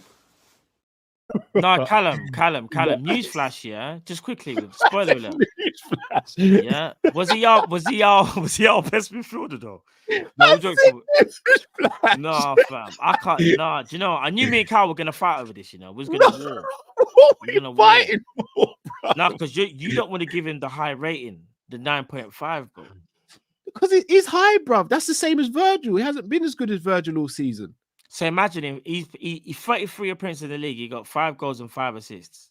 Matt, has he been as good as Virgil this season? But he's been on. If it wasn't for McAllister, I don't know where we will be, bro. No, big man. I don't know where we'll be. As Virgil this season, bro. Without McAllister, we are finished. That's not the answer to the question. I asked you a direct question. Has he been better than Virgil van Dijk or on the same level as Virgil all season? I'm waiting to hear your rating so we can average that out. So let's go. Let's go. Let's go. Answer my question, bro. Let's go. What's your rating? Then we can discuss it. But you haven't answered my question. What's your rating? Honestly, for McAllister? Yeah. I'm going to go 8.5. Drift, play some clips, bro. Play the clip, bro. Play the clip, Drift. I don't think 8.5 low enough to get a clip. If I'm being honest, if Cal would have gone lower, then I think he would have had to. Alexis McAllister. This is bull. It's all right. What was he? You still haven't answered my question, Matt. Was he as good as Virgil? Drift, what did you give? Hold on a second. Just quickly. I'll answer the question. No, I'll answer the question. Drift, what did you give? What did you give him, Drift? What did you give him? I'm gonna give him a 9. You're saying 9. I'm saying 9. I agree with you that without McAllister, this season is a very different season, and he had to do a role that he wasn't used to, which is why I'm not going to be too harsh on judging him while he was learning that role. 5 goals and 5 assists from a player who played half the season as a 6. I'm remembering game-winning moments. This is deep. That is crazy, bro. That's mentally debilitating, you know. Bro. Do you know what it is? I just think he was. I just think he had a brilliant season, and I'm definitely not judging on him being exhausted towards the end of the season. Bro, I know I know there's a horrible stat going around that he got dribbled past more times than any other player. I didn't even say it. I know there's a stat going around, but again, context needs to be added because a lot of those would have happened while he was learning the role. A lot of those would have been when he was learning that role in the 6. Not disputing that, but it still happened though. That's my point. It still happened. Yeah, I know. Ignore it. But if I throw you in the ring with Mike Tyson, you're gonna take some licks. It's gonna happen. Very different. No, stop, Drift. That's gonna happen, bro. You're putting me. No. Throwing an attacking midfield, or not an attacking midfielder, but a midfielder that's better at attacking into a defensive role. He's gonna take licks, bro. I'm not gonna lie, bro. There was a point when if it wasn't for he was carried. All right. So here's the thing. Imagine all right, Kevin De hold Bruyne. To answer your having to question, play Carl, number to answer six your now. question, I'll be honest. He probably wasn't. That's the best way for me to let you understand where I'm coming from, Cal. Imagine playing Kevin De Bruyne as a 6. No, Drift. I'm not dispute. No, different. It would be crazy. No, but Kevin's way more attacking than McAllister, so that's a bad example. I mean, McAllister played a lot of his youth as a 10. He said it Kevin De himself. Bruyne and McAllister are not the same in terms of like They're McAllister's both way creative. more. They're both ball carriers. They're both brilliant passers. Drift. Like, Stop, bro. I'm not saying they're similar players, compare but with I'm Kevin. saying if you take that equivalent in the Man City team, because who else would be the equivalent? Rodri is defensive, and who else could you take out of their midfield? Bernardo. You could arguably say Bernardo. Drift, even if you don't play worry. Bernardo He's just a Mac hater. Leave him. He's not gonna He's have just a good Mac season hater. playing. This guy probably hates mac and cheese as well. He's a Mac hater, bro. Hates mac and cheese. Hate McAllister. He probably hates Kevin McAllister. He's just hating, fam. Let him hate. Probably hates Home Alone. All of that stuff. And I've got a feud with the family, man. Is that what you're saying? Yeah. Now, all jokes aside. To answer your question, he wasn't as good as Virgil. If I think of the totality of the season, he probably wasn't. Maybe half a mark. So maybe I was being a bit aggressive when I said 9.5. Yeah. However, is it? No. But let me land.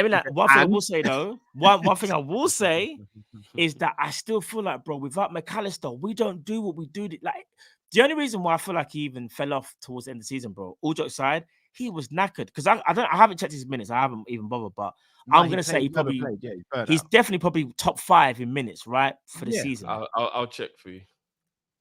He probably just top 5. It still happened though. That's my point. It still happened. No, I understand that. But remember, even Virgil got tired. They all got tired. No, I hear you, but it's all right. So I'll use an example. If I do a night shift and I'm tired and I drive home and I crash my car, the context is I've done a night shift, I'm tired, but I still crashed the car though, innit? So like that has to be taken into consideration. I crashed the car. I hear what you're saying. I don't know, man. Do you know what it is? I just feel like him being bro, I'm not gonna lie to you. McAllister played 3,501 minutes. Flipping heck, bro. Yeah, it's easily the highest.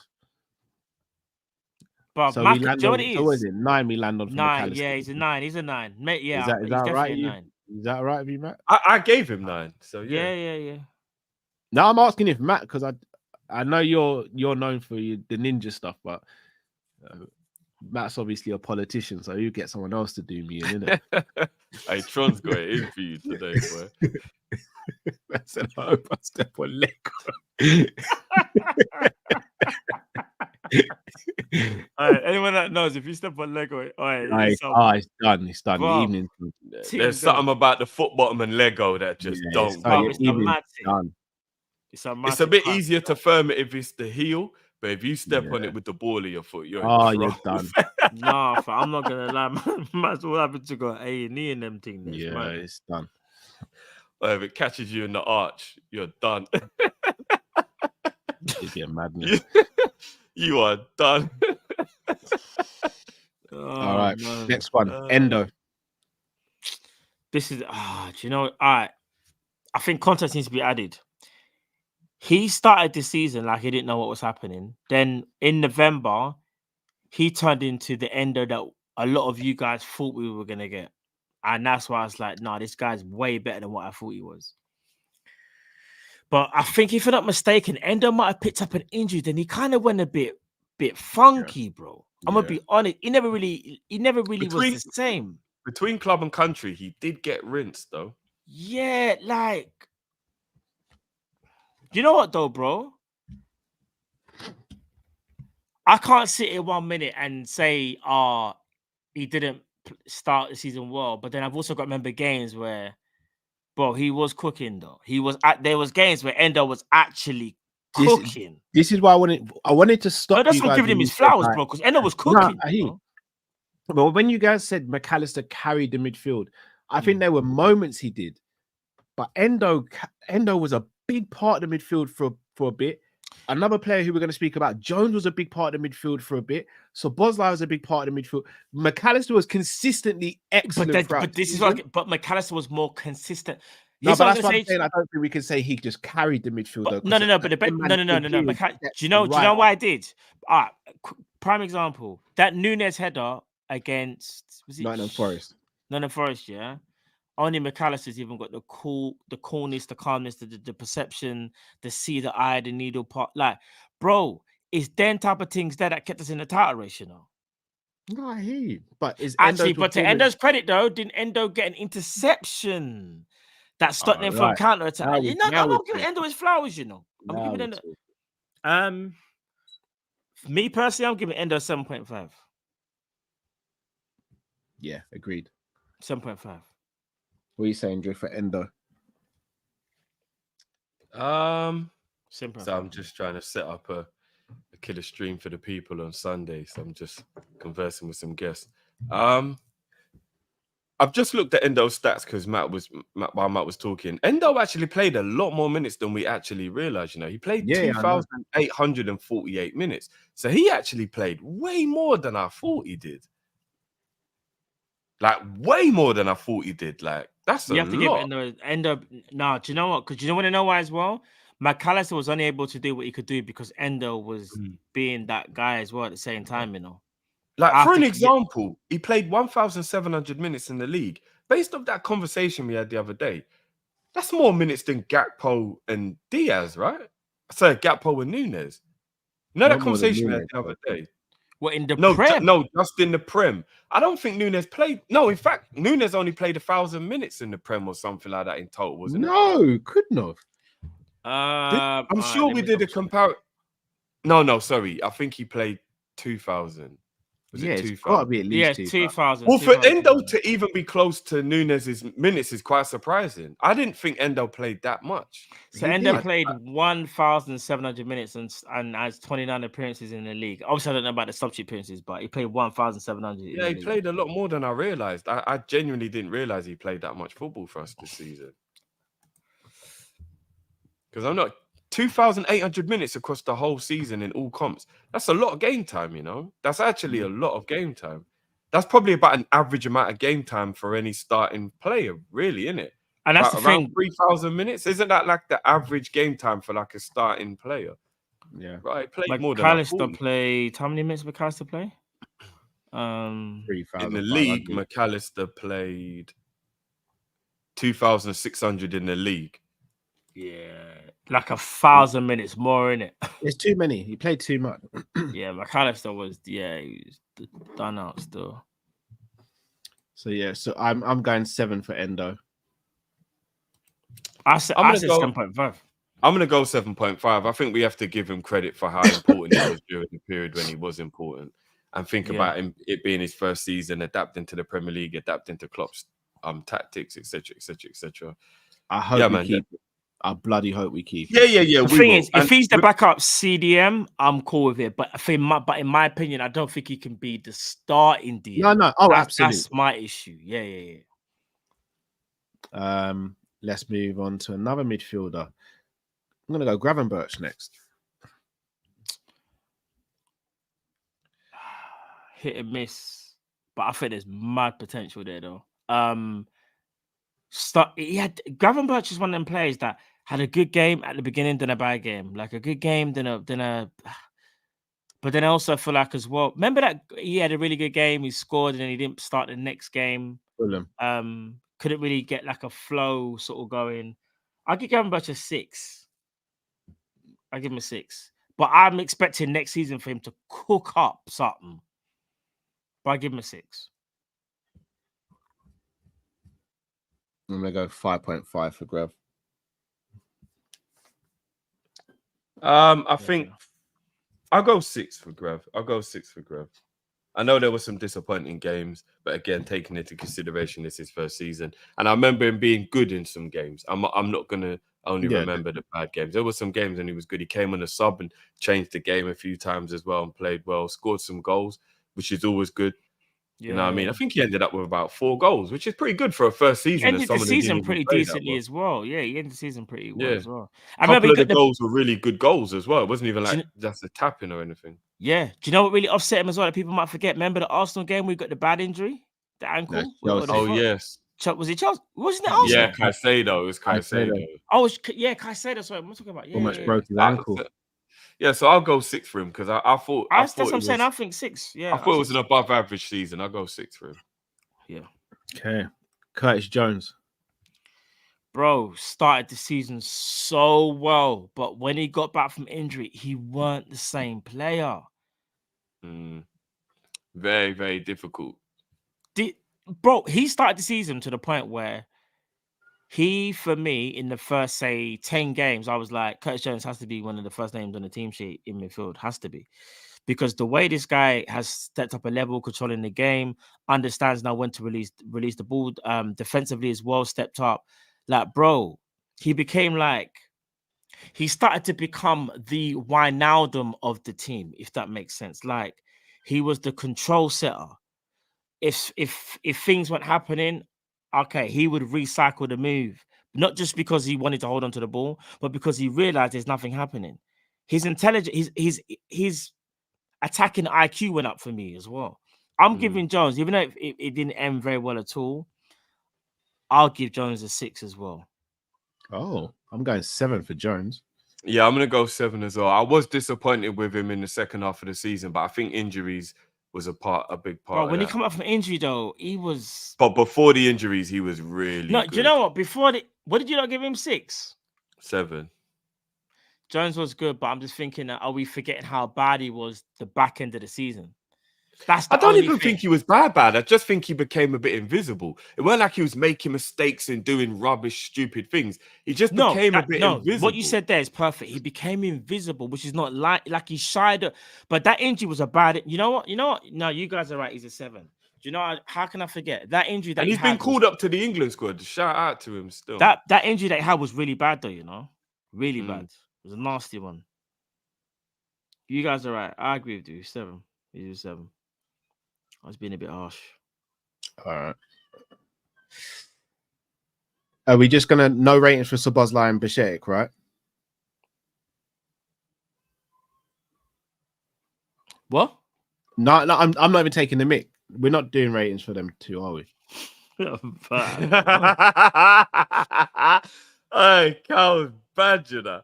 I thought it was going to be me that was going to be the man. Carl, imagine, but Carl will sit here on stream and say, you know what?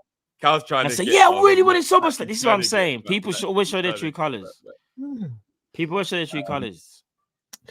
Szoboszlai. I mean, you go first. You wasn't even going to rate him. Go on, Carl. You go first, fam. No, did I say Szoboszlai? Yeah. I was meant to say Thiago and Bashir. Oh no! You. Oh yeah. No, yeah. God be my witness. God be my witness. I swear. I was actually meant. You lied about the player choice. You lied about Szoboszlai. You lied about you wanted to sign him from that was a genuine mistake. That genuinely was a mistake. Matt gave you the eye roll. I was like, oh yeah, sure. Szoboszlai for me is a 5.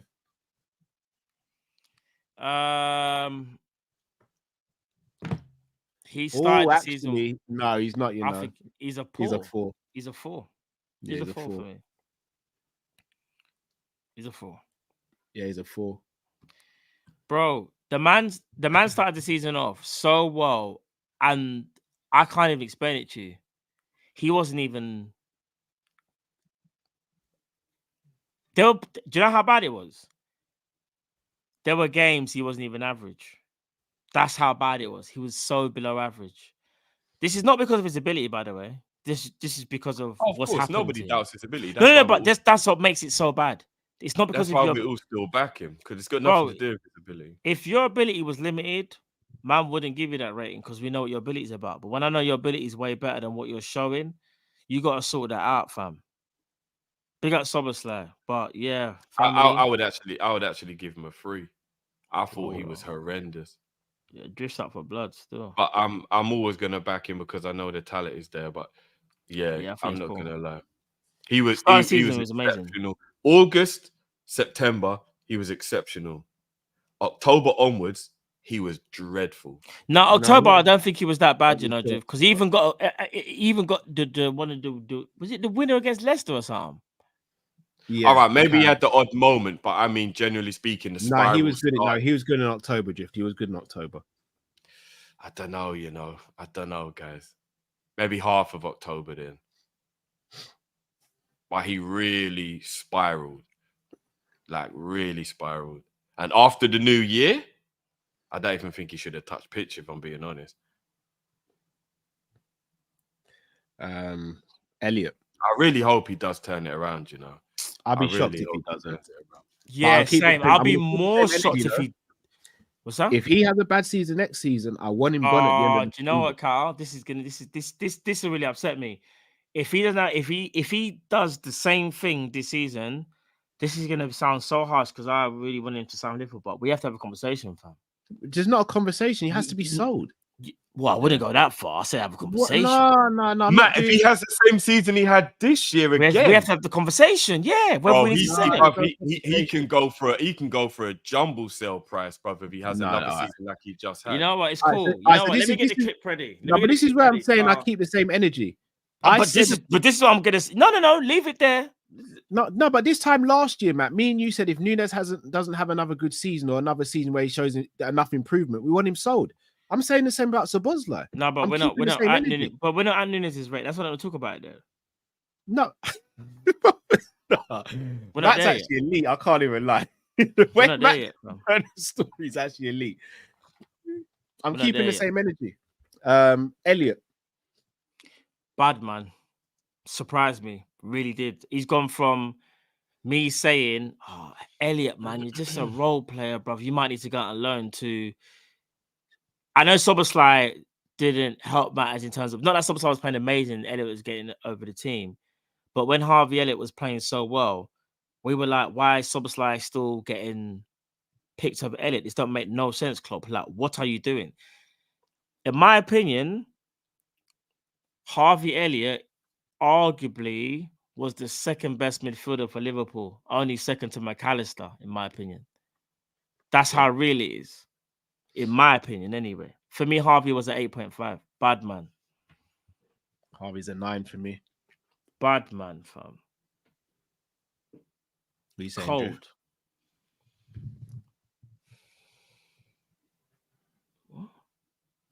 I go 8.5. I got 8.5 for Harvey. He was really good this season, man. Really good this season. I got 8.5.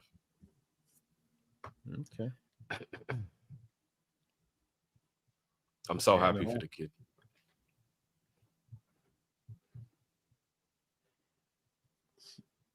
Okay.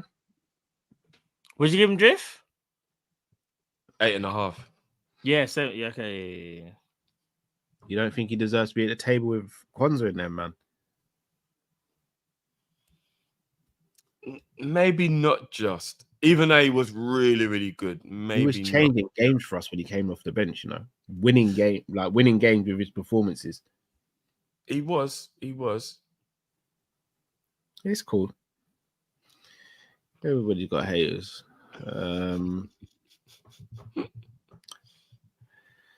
Moving on to the attack now, then. Mo Salah.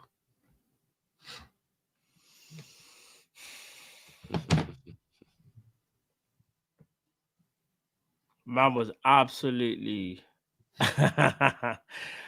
But Salah was on crud before he went to AFCON. When he came back from AFCON, fam, it was a bit peak. The lower his hair gets, the worse the performance get. I'm kind of worried still. Raw. No, when he came back from AFCON, it was peak. However, the start of the season, though, bro, he was like on another planet. I'll be honest. He was on another planet, We're forgetting I don't know what if he I'd was go doing. as fast as say he was on another planet. Nah, but he was bro, playing I exceptionally think you're well. forgetting what Salah was doing, bro. Salah was doing a madness, Yeah, but it wasn't exceptional. No, it was Drift. It was. What? So if he was exceptional, why was we always leaning towards Trent and Virgil over him for who was having the better season? What? Because them two were having fantastic. Like they were just crazy. All three.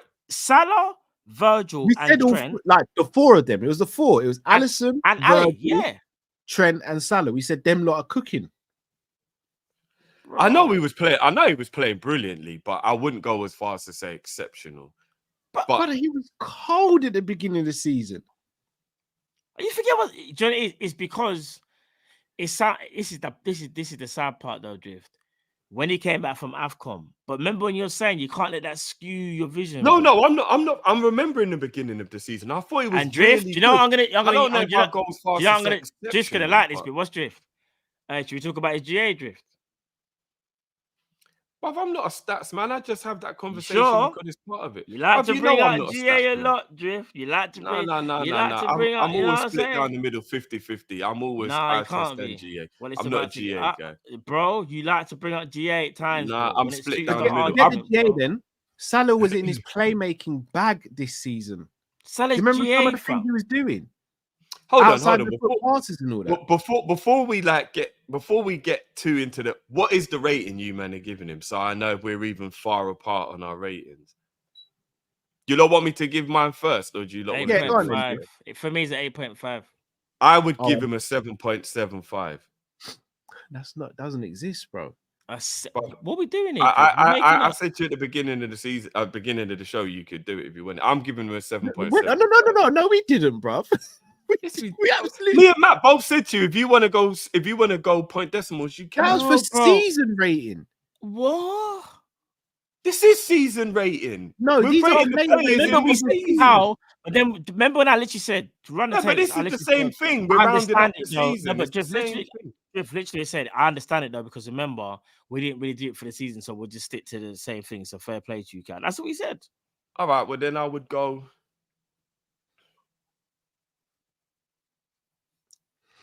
Obviously, it's either a 7.5 or an 8. Which one would I go for? I'm just gonna rip the band-aid. It's 7.5 for me still. Fair play, man. I'm saying 8.5. You're saying 17, 18 or 18, 19 Sally, you know. People need to remember that. But bro, you still have to judge him on how he played though, bro. Yeah, 7. I think 7.5 is fair. I think 7.5 is fair. I think it's fair. Like the first half of the season, sensational. Second, oof. We can say that about a lot of players, though. I'll be real. No, I agree. But here's one man, especially the attackers. He was shooting and it was just rolling to the goalkeeper. I understand that, but are you the man forgetting he came back with an injury? I think you might have forgetting because we factored in injuries. No one's forgetting that. The injury might have something to do with his form. No one's forgetting that, bro. I say this though, in all honesty, I'm not saying you man forgot, but one thing I just mentioned the injury. None of you man even mentioned his injury. Remember, I'm not saying you forgot. I'm just saying none of you man even says anything. No, but just because I didn't say anything, of course I remember it. No, but you remember other people's injury, like Curtis Jones. I wasn't the first one to bring up Jones's injury. You was. Oh, so it was me again, wasn't it? See, I'm being fair then, isn't it? Would you look at that? I'm saying again. So I didn't forget his injury. You just mentioned it before. But no one's mentioning Salah's injury, bro. Remember when he came back, Jeff? Remember, I think he got injured in the first game he came back.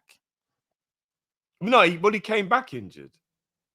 He came back from AFCON. No, what I'm saying is when he played his first game back from AFCON, yeah, even though he injured, remember he came back injured, he played, then he got injured again, and then that's take more time. He only played like 40 minutes or something, and then he was injured again, and then he was people out. Are forgetting like that's his first serious injury at Liverpool. But how did he in his whole career? I think over the course of the season, for me, it's 7.5. No, fair enough. It's not like 7.5 is bad. Do you know what I mean? I'm going 7.5 as well.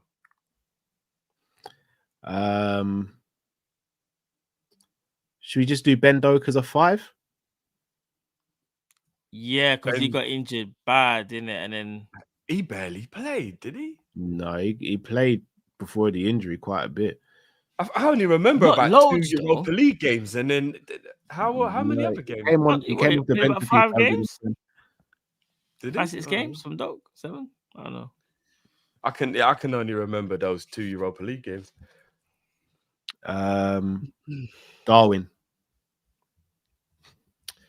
For me, it's pretty easy. I'd probably go a 6.5 to a 7 at a stretch for Darwin. I think there's large periods of the season where he was playing well, and people forget that. Drop off a form at the end of the season, like a lot of the other players. quite a few game-winning goals. 6.5 to a 7 for Nunez. I know he missed a lot of big chances, which is going to skew other people's opinion, but I still go 6.5 to a 7 for him. Do you want me to go next, Matt? Yeah, go ahead. I think I'm going to go... I'm in between 6 and 6.5. I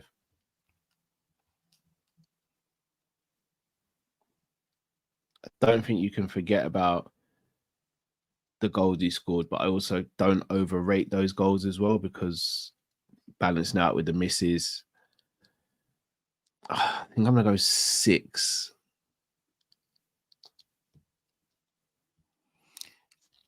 I'm going 5. He started off well with the 2 winners. I think that's low.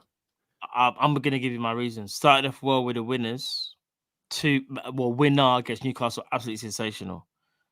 And I don't know if you remember before then, even then he wasn't amazing, but that kind of we thought would kickstart his season. Then, if I'm not mistaken, he went on a good run, and I was like, I hope this run continues. But I also remember a part of the season when he went 10 games without doing anything. I remember there was 10. I think it was 10 games. It kept on being branded about.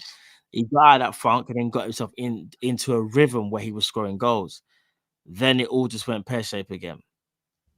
And how we're talking about Szoboszlai, like you guys said, if Szoboszlai had the same season, like you man have to kind of pull man to one side and be like, bro, it can't happen again. We like Nunez, if we're being honest, did he improve that much from last season? No. I don't think his trajectory has really kicked off, in my opinion. Matt, let me just ask you a quick question though, because based on what you just said, he was a worse player this season than Tsimikas. I'm not, with all due respect, bro, that's foolishness. That's actually foolishness. Tsimikas is not a starting player for Liverpool. That's besides the point. Let me land. This is my rating, bro. Tsimikas no, it is, but I'm saying I think that's okay. That's your madness. opinion. This is why it's about opinions. There's no need to get upset about Nunez, bro. I'm just giving my opinion. I'm not upset. I just think I'm just explaining to you that do you know what it is? I'll be honest with you. It's just for me. It's called logic. For me, it's called logic. There's no logic in saying he had a worse season than Tsimikas. There's no logic. But all right, go on, explain it. All right, I'll say this, yeah. Tsimikas started the season when he played a little bit. He done well in it, and then it kind of faded, yeah. Bro, Nunez wasn't ever present for Liverpool, and in some of the biggest moments. If Tsimikas had the same amount of minutes as Nunez and wasn't ever present, then we'll be having a different conversation. He didn't know, He didn't. Bro, I don't understand why people are getting upset about Nunez's rating. No, I'm not saying we're getting upset, but I don't think it's fair to add those variables, because that's like me saying if I don't know, if Harvey Elliott started the season earlier, he would have got a 10 instead of what he got. We have to just judge them based on what they did. Did Nunez score? Here's the thing. I don't want to do this yet. All right, let's be. I'll just add a bit more context. You're allowed your opinion, but I'll add a bit more context. No, of course I'm allowed my opinion. You're saying he had the same level of season rating wise as Ben Doak. How good was Nunez Drift? There was points during the season where Nunez was integral to our wins. Did he? Do you think it was? I know he missed a lot of sitters. No, but do you know what it is? Let's not act like it wasn't just about the goals. It was all about what he brought to the team. Do you know how we always talk about the form? How do you not know the form was a purple patch, though, bro? Because I'm gonna be honest. Let me land for a second. Because I feel like every time I say something that upsets people, people wanna try upset. People are just. No, but bro, you was the first. You was the first one to react. I wasn't even allowed to finish my opinion before you jumped in, bro. Imagine that. I'm just talking about a player. You pretty much was rounding up. That's the only reason. I wasn't rounding up, but I didn't finish. Let me finish. What I'm saying is this year, for Darwin Nunez to be a success at Liverpool and for him to get a higher rating, yeah, I'm taking in consideration what did he do last year? Okay, he was kind of average last year. Are we really going to sit here and say he had a slightly better season? You could arguably say, yeah, maybe ever so slightly. So we'll go, okay, then we can give it a 5.5 at that best, bro. But if we're actually deep in it, bro, like really and truly, he didn't really improve, bro. In fact, he probably might even got worse in terms of his finishing, bro. So you're judging him on last season and not this season, then? I'm talking about totality of everything. I agree with what you're saying, Matt, but that's not the totality. same. But that's not the same as giving him a season rating, though. Yeah, that's giving him a Liverpool career rating. We're not. Okay. No, talking I about wouldn't even say that's giving him a But rating. I'm not. But I'm not progression changing. of him. Okay, but that's me adding. That's me adding extra. But what I'm saying, you see, this season, bro, you're Liverpool's number 9. You're Liverpool's number. I don't know how else to say it, fam. You're Liverpool's number 9. Yeah, you should be doing far better than what you're doing. No, that's what not. I'm looking that's at. not in question here. I'm bro. looking at it But now. What is Yeah, in question is you I'm say looking you at had it a now. worse season Hear than me out, bro. Gravenberch, a worse This season Defense than League is Simicast, crazy, fam. and the same. No, this is no, bro. You're This you're Defense League taking is it way crazy. too the other day, way too much the other way. This is just trying to add some context to it, so maybe you understand what you're saying might be so far fetched. I don't think no, but bro, hear what I'm saying. I'm not saying it's And crap. I'm Nunez just are going to end the rating on the same thing, and you think that that's fine, and he's going to end with a worse rating than Gravenberch and Simicast, which he contributed 10 times more than throughout the season. Bruv, it's To do you know me, you're shall I judging say him on being a striker rather than judging him on contribution to the team overall. Shall I tell you If why it's think context? His rating should be Can lower. I tell you why it's Simicast. context? I'll tell you why it's context. No, really quickly, Matt. Just quickly, no, because everyone likes to no, wait there. Sorry, no disrespect, bro. But everyone likes to kind of keep saying, I'm gonna say my piece in that, then we can move on. I'm just gonna say this, yeah. Hear this now, yeah. Nunez has had a very indifferent season, yeah. But to put into context, there's players that haven't even played as much in their better seasons, and I don't want to do spoiler alert again. But there's other strikers that have done better in less time, had less minutes, and done way better. That we shouldn't even be having this type of conversation. The fact of the matter is, we're only having this conversation because my man hasn't done what he was supposed to do. That's why we're even having this debate. We should all be sitting there like Virgil van Dijk guy 9.5. Right. There should be no conversation. But the fact that I'm saying is, you don't have to agree with me. But what I'm saying is, bro, there's reasons as to why I think he should be lower. It doesn't mean I'm right. I'm just giving you my opinion. But you can't say, my opinion is it's my opinion. I'm doing the same thing that you do to me. You guys don't say? agree with my opinion, bro. This is exactly the same. But I'm not doing that, bro. When you say I don't try and like change your mind, I'm never allowed an unattested opinion, bro. Come on, do you know what I mean? man. It's not that. Every time I have an opinion, it's contested. So I'm just doing the same thing. I'm just contesting your opinion. Whenever we get onto Darwin Nunez, it's like we got to treat him with care or something. Bro, he's just like every other player. But the thing that I feel, I've contested other ratings you've given it today. You know what I mean? No, but I'm saying like I agreed with everything, and then it's only I for this knew Darwin Nunez would be a touchy subject, bro. I knew it's not touchy, bro. It's not touchy at all, bro. But 5 is 5 for me is foolish. That is way lower than he's had an average season. No, but all right. So Matt, this is what. God. Like, so for me, I think you're judging Nunez on whether we should keep or sell him, and I'm in your boat on that. I think we should sell him. But Darwin Nunez has had an average season for Liverpool. Do you know why I say average? Just quickly, he started off the season well and then finished the season absolutely shocking. That's average, bro. 50-50 is average. No, I hear that. I don't think when Nunez banged in his goals, then Salah's a 5. When Nunez banged in it, no, but Salah done it. But hold on a minute. This is another thing as well. We got to stop comparing. I'm just talking about Darwin, you know. I didn't bring up No, I was just using your look. You said had a good start to the season, had a terrible end to the season. That's a bang average rating of a 5. That's what you might rate him. You might want to rate him. I can't be bothered. I'm just saying that logic don't make sense. Salah's start to the season was maybe like a 9.5. Nunez's was maybe a 7.5.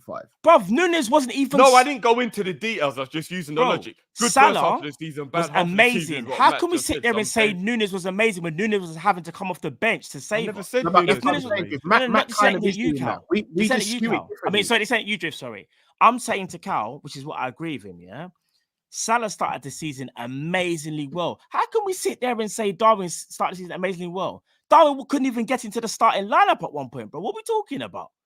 Are you forgetting that? So there was no point of the season when Darwin was brilliant and he was helping. Darwin had to come off the bench against you. Bro, I said there was a point in September. But so there was no period of the season when Nunez was playing really well. Oh, come on, bro. No, there was. No, I'm asking you a genuine question, bro. Was there a part of the season when Nunez was playing really well? Bro, yeah, but I don't forget about when it happened in the season. Was there a part of the season? You just asked me. You said, was there a part? And I said, after Newcastle. I think there are 2 periods of the season where Nunez played well. From Newcastle for maybe 3 games or 4 games after the Newcastle game. And then in the new year. After the FA Cup game with Arsenal up until I don't understand. the Carabao This New Year's Cup thing is final, crazy, bro. maybe around that time. I think those were Nunez's 2 big periods in the season. Outside of that, though, I do think he was average to poor. I think Drift, where we're seeing it different to Matt, is Matt maybe saw Nunez's first half of the season as maybe a 6 and his second part of the season as a 1, so he's maybe average out of 5. I saw his first part of the season as a 7.5 and maybe a 3 for the rest of the season. Hence why we've gone slightly higher with the ratings. Either way, like, I think we're not really hitting a balance here because Drift, you're talking about the contribution he made, but Matt, you're talking about the contribution he hasn't made, as opposed to actually encompassing everything there. That's where I think there's not a cohesion between you two there. Oh, you're a Liverpool striker. And No, I I understand understand. it's not I relied upon, just like Salah. Because here's the thing. You got to look at this. The forwards are supposed to do what they're supposed to do. Either way, they're supposed to do what they're supposed to do. They're integral to the team. They're supposed to score goals, win us games, right? Salah, again, like you guys might have said, oh, Matt, you's a bit high, Salah. And I might have gone, yeah, fair enough, fair play, a little bit high. But the reason I even came to that conclusion in the first place is because Salah started the season amazingly well. We were talking about Salah, yeah, as one of the players of the season, obviously for the first 4 to 5 months, alongside Virgil and Trent and Ali. We weren't speaking about Nunez like that. We were saying, oh, Nunez is really improved. He's gotten better. No, but Jeff, I'm not saying that. No, but Jeff, what I'm saying is, with Darwin Nunez, he started the season decent and then he got better. Hence my point. He had to get his way into the team against Newcastle, score the winning goals. Then he started doing really well. That's why I'm saying. Anyway, it's cool. It's cool. You man have got the same rating anyway, so. Nah, mine was 6. Drift was 6 point. Was yours 6.5 or 7? No, Drift was 6 as well, innit? No, I was deliberating between 6.5 to a 7. Because I'm not only just looking at the goals. I remember Nunez being very, very integral to the way we played. It doesn't even necessarily mean scoring goals, but in terms of like how he was playing, the running, the pressing, whatever, our style of play, he became very integral to that at one point. And his fall off right at the end, yeah, it's unfortunate. But it happened with like a ton of the other players. If it was only him that had done it, I'd probably be judging him a lot harsher for the fall off. But the fact that like 65-70% of the squad all fell off at the same time, it's like a bit harder to judge individuals on that part. He didn't fall off at the end of the season. Though. He fell off before that, Drew. No, he kind of started to play poor around mid-March like everybody else. And then like end of March, April and May was like really he had bad. fall off before that. Like we can't. This is what I'm saying. There's got to be consistency. We can't ignore the when periods. Was the fall? I think his season was like that. He weren't doing this, and like he was just like that. Like, I just think he was about. It was like a six or between a 6 and a 7, like just like that all the way through the season. I don't think he was going like up and then down and then up and then down. Yeah, I think he was. But it's cool. Like I said, I don't care. I'm just doing what we always do, and we just argue if you don't agree with something. He scored 18 goals, even if I don't want to do the stat thing. 18 goals, 5. I just think 5 is just way too low. Whether you're angry at him for missing chances or not, I get all of that, and he should have done way better. But a 5 for a striker who scored 18 goals, I think that's very harsh. But. So we average out then. If you went 6.5, Drift, I went 6 and Matt went 5. No, just a 6 then, isn't it? Just right in the middle. And it's crazy to see him having to sit next to Tsimikas. I'm not gonna lie. That's that's the part that makes it more like of a real thing for me. Like if it wasn't about that, you're thinking of it as like that. I'm looking at what he's done. I'm not thinking about what Tsimikas has done. What he done was contribute 20 times more than Tsimikas to the season. No, but Drift, this is where that's the point I'm making. But then again, I want to look at if you go and look at the minute. This is why I think you're being a bit disingenuous with it. The minutes, bro. You're focusing on the GA that he got. You can't. You're gonna have a balance. I'm not, Cal, because I only mentioned the goals right at the end, bro. I'm talking about his influence in the team, his importance to the way we played in the system. He was still important to the team. But the misses and also how he played was also part of what hindered us as well. Like he was part of hindering us as well. Like we can't ignore the fact that without him giving the ball away against Man United, for example, FA Cup, we would have seen that game out, for example. We can't. Yeah, but if we're not going to hold that energy for Kwanzaa, then we shouldn't hold that energy for him. I mentioned that. I mentioned it. Yeah, and we all made sure everyone knew it was I didn't really mention it harsh about to say Nunez. that he I wasn't even cost going to us. go there because But it that's would be because another scenario like this. That's why I didn't say anything, bro. Defender. We can't ignore like the Luton miss and other misses as well, and other times where he's not passed right. Like that's what I'm saying. It's No, but there's only one balanced. time when he gave away a goal, though, is what I'm saying. No, maybe one time where he gave away the goal, but there was times in the season where his passing wasn't on or his first touch weren't on, which would have hindered us in games.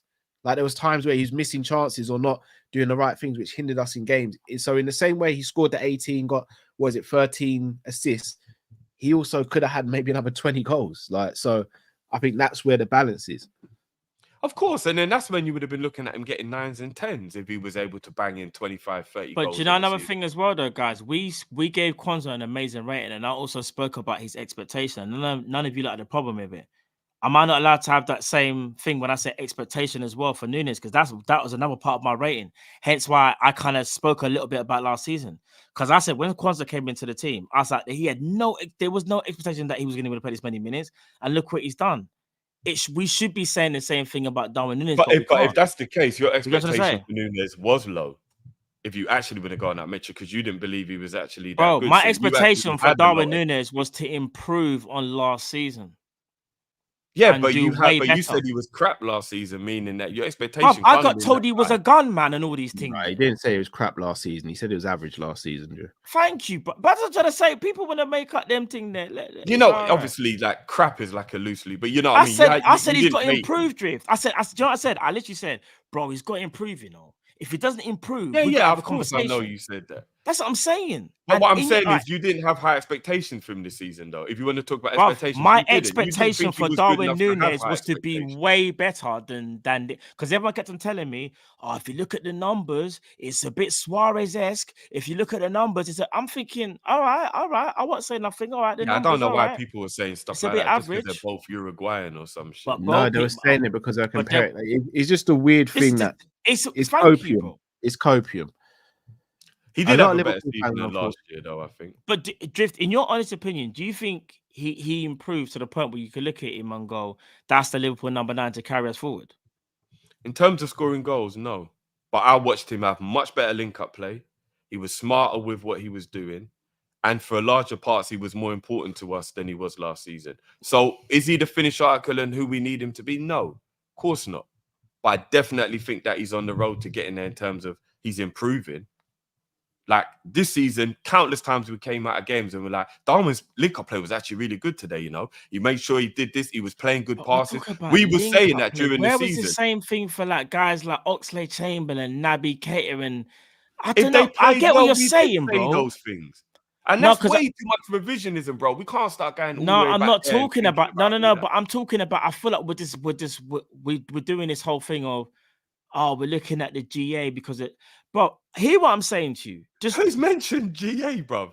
I said link up. You've Play, mentioned be he's more got, intelligent with his passing. Drift, Only did you not once use I this said goals. Only Drift, once I said goals Drift, in this whole Drift, conversation. did you not use the phrase goal contributions?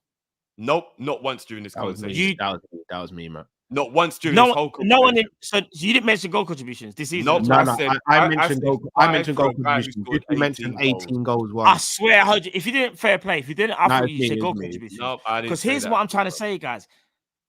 He's a striker.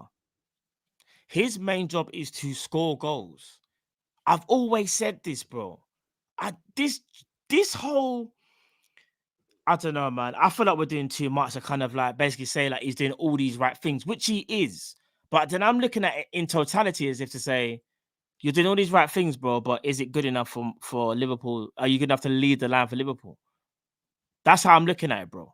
I understand, but I still think your judgment is coming a lot more in how happy or unhappy you are with him, as opposed to remembering what he did in the season. No, I remember, bro. Based on that. When he scored against Newcastle, I was going mad. When he went in a goal scoring run, I was like, "Oh my days, bro! This Nunez actually might be here." Do you want to know why?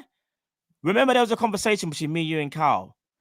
Me and you got asked the question: who would you rather have as your number 9? What did I say, Drift?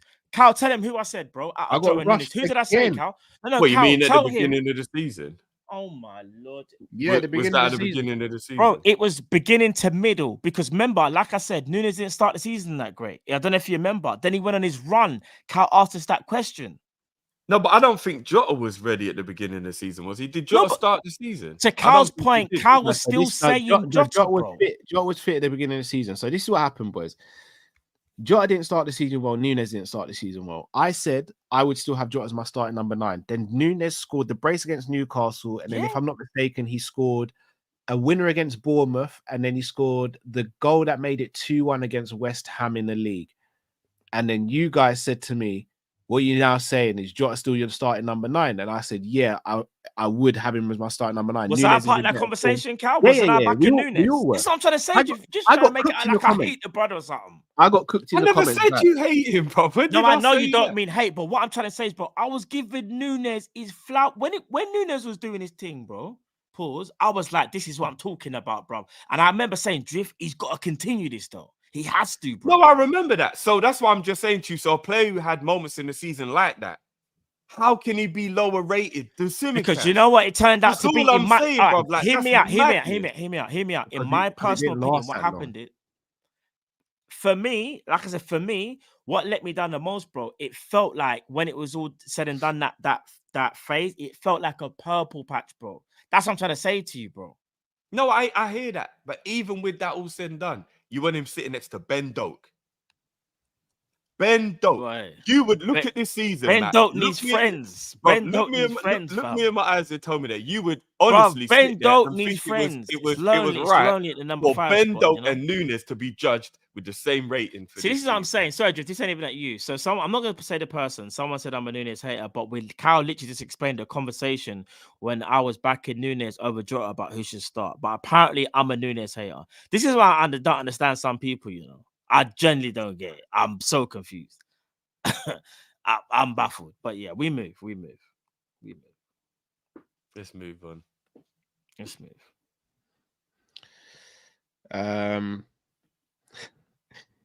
Diaz.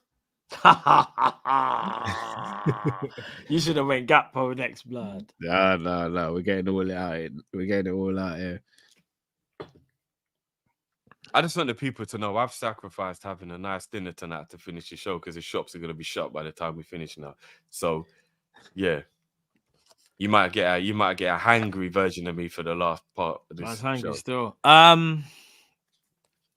I would personally give Diaz a 6.5 to a 7.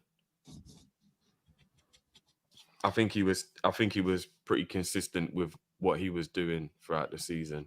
Did he have frustrating moments? Yes. Are there parts of the season where he could have done better? Yes.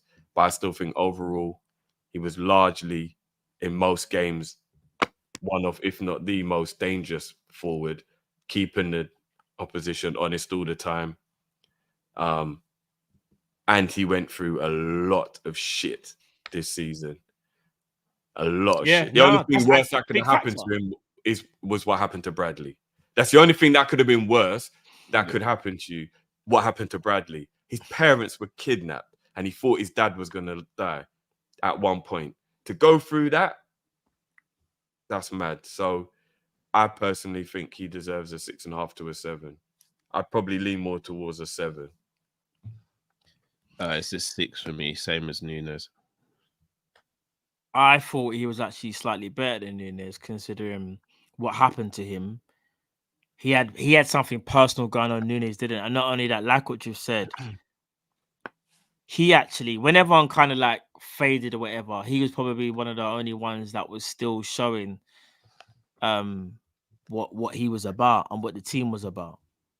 Wasn't amazing, but he was better in my opinion. I'm giving him a 6. I thought he was a bit better than Darwin in my opinion. So basic averages at 6 then. Again, I can't lie to you. You lot are allowed your opinions. It don't sit right with me looking at a table and Tsimikas and Gravenberch are seen to have had as good of a season as Diaz. Do you know, if I'm being honest, Tsimikas is probably a bit too high. That's wild. That's the only thing that was no. I'm going to go toilet. I'm going to go toilet. Do you know what I will say? It's not about where I'm seeing Darwin and Diaz. I'm looking at Tsimikas and Grav. They probably should go to a 5.5, in my opinion. Cal, looking at it now. I wouldn't drop Grav down. Here's the thing: we're judging them based on what they did for season in the minutes that they had, not against each other. So no, I'm do actually you know what it right is? When someone looks at the chart, I understand the picture you're going to see from that. I get that. But however, this is what I'm saying. This is not because I disagree with Darwin and Diaz's ratings. It's more to do with the other two. Because I guess you got to factor in they didn't play as much, especially Simicast injury prone. I'll maybe jot them down only by half a point. But it's not to make the others look better. It's probably that maybe was being a little bit too generous to Simicast and Grav. That's my honest opinion. Looking at it now. Are we dropping Simi then? 5.5. I give them like a half mark. Like drop them down Grav by and half. Simi, yeah? Personally, yeah. Okay. Yeah. I was right with Grav being there. I think Grav contributed in Europa early on. And then looked good towards the end of the season, but in the middle was a bit flaky. Because there were some games where he's flaky, bro. He's getting barged about and all that nonsense. Yeah, this is what I'm trying to say, Cal. And I'm just looking at I would say that's a bit fairer. Personally. Let's start then the next player. Gakpo. Yeah, I'm not gonna lie, bro. Klopp. I think Klopp really got this one wrong, playing him left centre mid, centre forward, left wing, right wing. But there were some games though where he didn't help himself. Yeah, but there were other games where I'm like, I understand it, fam. You're playing in midfield. This ain't you. Shall I tell you what frustrated me with Grav this season? You see, when he was playing in certain games, when he was playing and he was like the senior player in attack, but he was still getting outshone by like other players in the team. And I'm like, you're more talented and you're actually better than these guys, but you're not playing better. Like the Carabao Cup final, I think everyone forgets how poor Grav was that day. Like he didn't show up.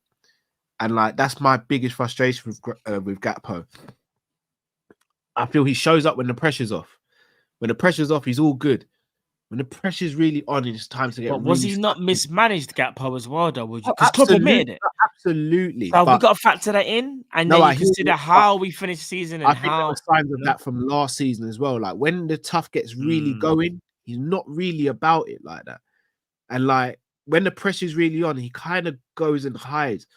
Towards the end of the season, when we knew we weren't going to fall any lower than third, and we knew we weren't going to win the league, it felt like he was like, "Oh, the shackles are off. I can play now." I'm like, "Bro, I needed to see that a couple months earlier or a month earlier." And like, I feel he did that last season as well. Like when we knew we weren't getting top 4, then he started balling out, and I'm like, "Well, it's too late." So the whole go situation for me it winds me up. But there is a player in me. Yeah, there's a player there. One thing I'll just go 5.5 because again, what really frustrated me, funny enough, is I don't know if you guys remember, but when the situation happened with Diaz, Gakpo still couldn't get minutes. I'm trying to remember that period because remember he did get an injury at one stage as well. Correct me if I'm wrong, Gakpo still wasn't starting; he was on the bench. Because if I'm not mistaken, Diaz. Remember when it all happened? Diaz still played the next game or whatever it was, and Gakpo still didn't start. I remember, bro. No, he didn't play the next game. He played the game off. He played the game or two. I think 2 games after. Well, basically, what I'm saying is, I feel like Gakpo was never really given a fair chance, like how Klopp gave others a fair chance with their minutes. I know he has his reasons, but I'm saying he got injured in the Spurs game, didn't he? That's the only time I think he got injured though in the whole season, if I'm not mistaken. Is that the only time? Yeah, I'm almost certain, bro. I think so. Anyway, I don't remember any other injury. I don't think. I could be wrong, but the thing is, he didn't have a better season than Nunez or Gakpo. No, he didn't. But that's why I said 5.5. But the minutes that he had, but you gave Nunez a 5. No, but the chart says 6. I have to go by the chart. But you gave Nunez a 5. But so the you chart do says think 6. So how would it? But then I wouldn't. No, but then don't judge it against the chart. Judge it for what he didn't have a better season than Nunez and Diaz. And if they are 6s, because you guys have outvoted me, I'm literally saying he didn't have a better season. I hear that, but I'm asking you what your individual rating would be for getting about. I'm letting you know right now. He was a 5.5 because he was not better than the other 2, bro. But you thought Nunez was a 5. Oh my days, Drift. No, I'm genuinely just asking because it doesn't make sense. You personally, the only reason Nunez is 6 is because of me and This Cal. Nunez If it was thing up is to mad. you, Nunez would have had a 5. I don't Cal, understand do you what we're understand? going. Am I speaking? I don't understand what we're going back to Nunez again. I've literally We're told not you. going back to Nunez. Why are we going back to a rating? That's all. I can look at the I graph, asked you what the your chart. Gakpo rating The is. chart Forgetting says the chart, 6, Malik. and I'm No, saying but going by the chart, bruv. You weren't even here. I said, You know, forgetting let me about explain the something. chart. What's your rating? For Let me explain Gakpo? something. I'll I explain didn't something say to you. anything about anything. I'll explain something to you. So when you went for a drink, yeah, whatever, yeah, I said to Kyle, we need to move Simicas and Gravenberch down because I said, in fairness to the other two, I'm not going to disagree with Nunez and Diaz's rating, so I'm going to move Simicas and Grav down because I don't think they was on the same level. So I'm applying that. So you've changed your personal Nunez rating. So I've changed. No. So what I'm trying to say is if someone looks at this chart, yeah, just as totality, yeah, they're gonna look at that and go, how did Simicas and Grav have the same season as Nunez and Diaz? And I'm like, when I said to Kyle, I was like, I think we should move down the other two. No, fair enough. Not because I've got a problem with Nunez and Diaz's ratings.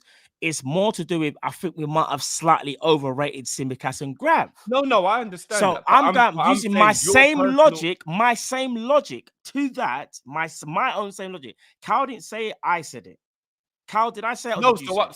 So I'm saying that your personal chart would have had Nunez as a 6. So you agree with Nunez being a 6 then? You've upped your personal rating on Nunez. I think the question that you're basically saying, Drift, if I'm not mistaken here, you gave Nunez a 5, but you're giving Gakpo a 6. But I think what Matt's saying is because Nunez is already on the chart, because other players are already on the chart. Yeah, I get if he that. then goes and gives like Gakpo he can still give 7, Gakpo a 5 from his personal score, though. Remember, it's still his opinion. Forget the chart. I'm just asking Matt what his personal view on Gakpo is without the chart being there. No, but this is what I'm saying. Our opinions are going to be skewed because of the graphics. So, say for example, I don't know, Ben Doak was at 4, and if we moved everyone down, then it's going to change how we start grading people, isn't it? No, not at all, Cal. Because if you and me had both have agreed with Matt, Nunez would be 5.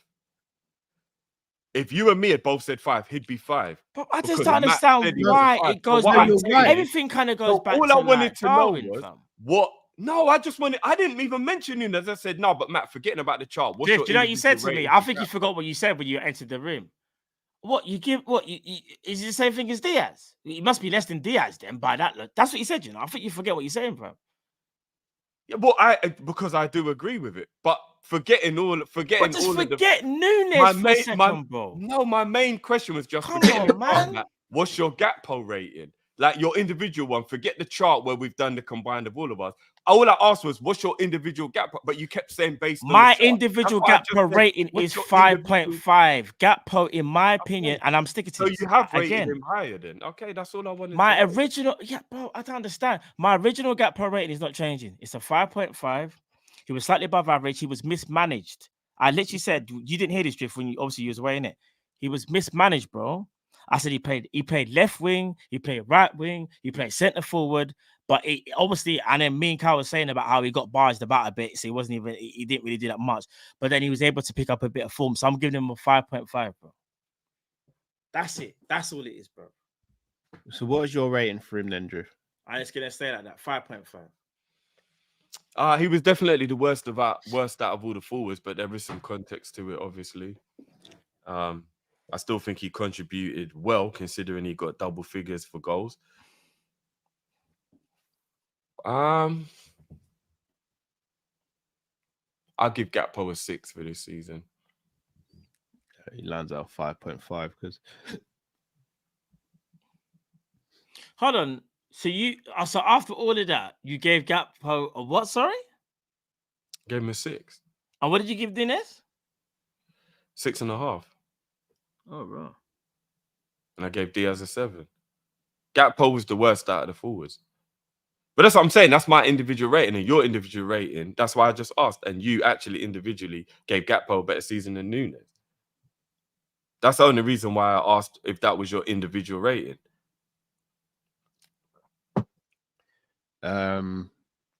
Jota. It's a tough one, actually. Here's the thing. Jota is a killer, but his injury record is nuts. Pause. But we also spoke about Alisson, or I did, shall I say, because I brought up Alisson being injured for a goalkeeper. But I also said that he is the best in the world. So I took that into consideration.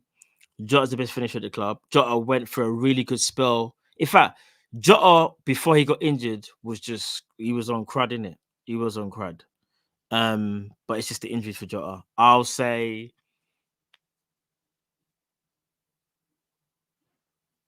7 for Jota. 7 for Jota. Jota was good, man. 7.5 for me. What are you saying, Drew? What did I give Salah? 7. I gave Salah 7.5 for an 8. Shouldn't matter, bro. Remember, you shouldn't base on other players, individual ratings, fam.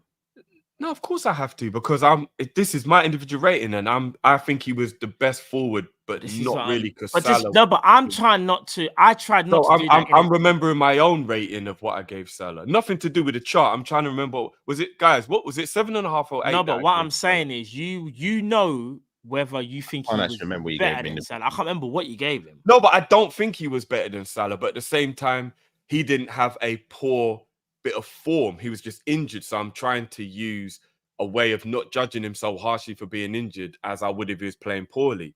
Because I think it's way harsher to judge somebody for being injured than it is for playing poorly. Did have a couple of stinky games. He did. When he came back from the injury, he did, definitely. No, at the beginning of the season, he was stinky. Oh, yes, he was a bit, wasn't he? Yeah, I do remember that. Yeah. But I'm just trying to remember if I went 8. But did I go 8 for Salah in the end? What was Salah's rating in the end, Cal? Can you just scroll up? Salah's overall rating. I can't remember your individual one. We went 7.5 for Salah. I can't remember, bro. So I must have gone 7.5 then. Because if I'm not mistaken, Matt was the only one who went higher for Salah, I think. I went Salah 8.5. Yeah, me and you both said 7.5. Man gave him 7.5. If I gave Salah 7.5, then I'm going to go with a 7 for Jota. Fair dues. Although there is a part of me that feels like maybe 7.5 would sit better with me. And that wouldn't be based on he was overall better than Salah, but Salah had poor form in his rating, whereas Jota has less poor form and more injury. Yeah. I'm not mad at Jota getting a 7, but 7.5. 7.5. So before we do the last rating, are we all in agreement Virgil's player of the season then? Oh, yeah. I think so. Yeah. I think so. Okay. Last but not least, the last time we'll ever do this as well. Jurgen Klopp. Oh, my days. Shall I just go first? Yeah, go on. 7.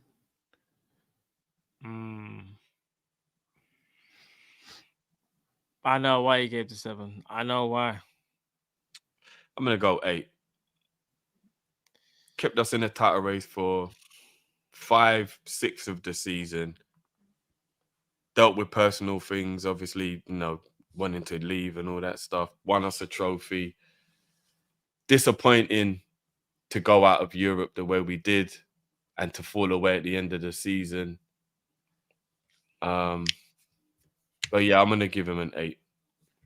He exceeded expectations of most people for the season, put together a midfield well enough to keep us in a title race until the end of the season.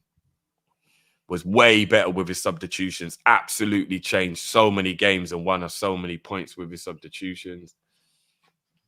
Yeah, I'm going to go 8. Matt? I'm going 7.5. I agree with everything that you said, but I also can't forget some of the things that he did do. That's probably played Szoboszlai when Szoboszlai was really out of form. Favoritism there, in my opinion. I agree with that. Also, I think actually maybe more trying to play Sobo into form, but I know, bro. But we all sat at one point. I hear that, but at one point we all Robbo's sat favoritism, Virgil's favoritism. I agree when those guys play. Let me get onto that because that was another thing. I think he was trying to play Szoboszlai back into form more than it was favoritism. But I still think it's a bad decision, though. It was. You said the positives. That's why I didn't want to kind of say the same thing.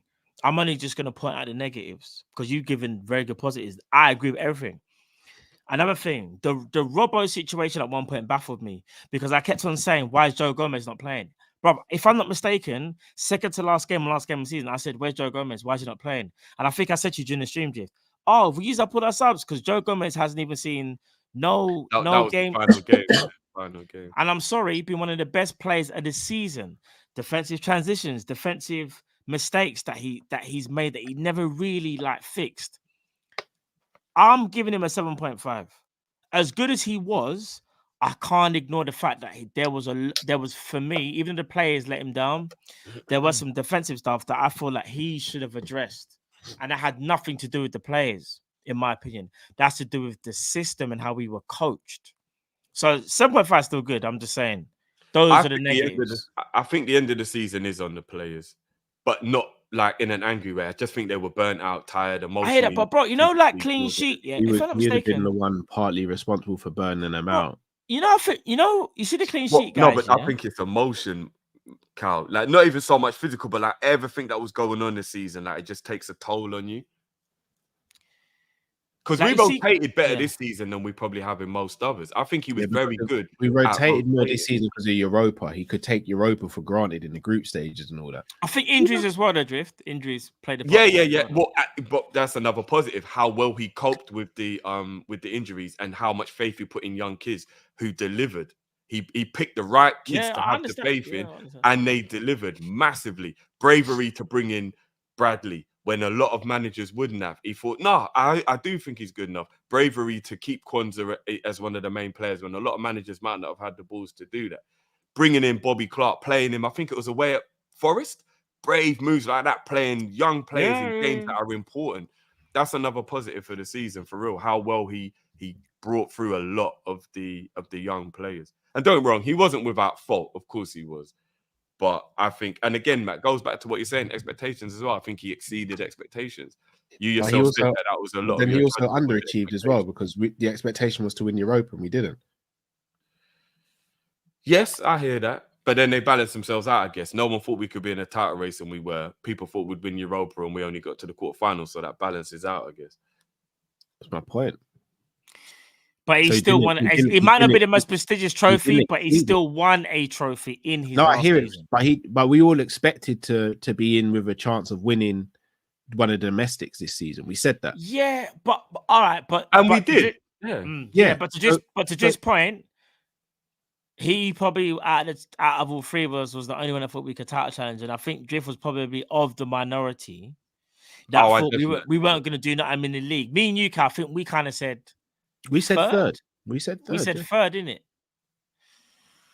That's what I said. I think 7.5 is fair. That's what I'm saying. Klopp was. I don't have a problem with you saying 7.5. I'm saying 7.5. We land on 7.5 then because I was 7 and you were 8 then, Drew. Okay. So we land on 7.5. 7 feels a bit low still. I'm not going to lie. I don't think it does. He had a good season. No, I'm saying to me it feels a bit low. But yeah, 7.5. All right, let's help these supers. Big up John Conway as always, saying big up Cal, Matt and Drift. Big up yourself, John.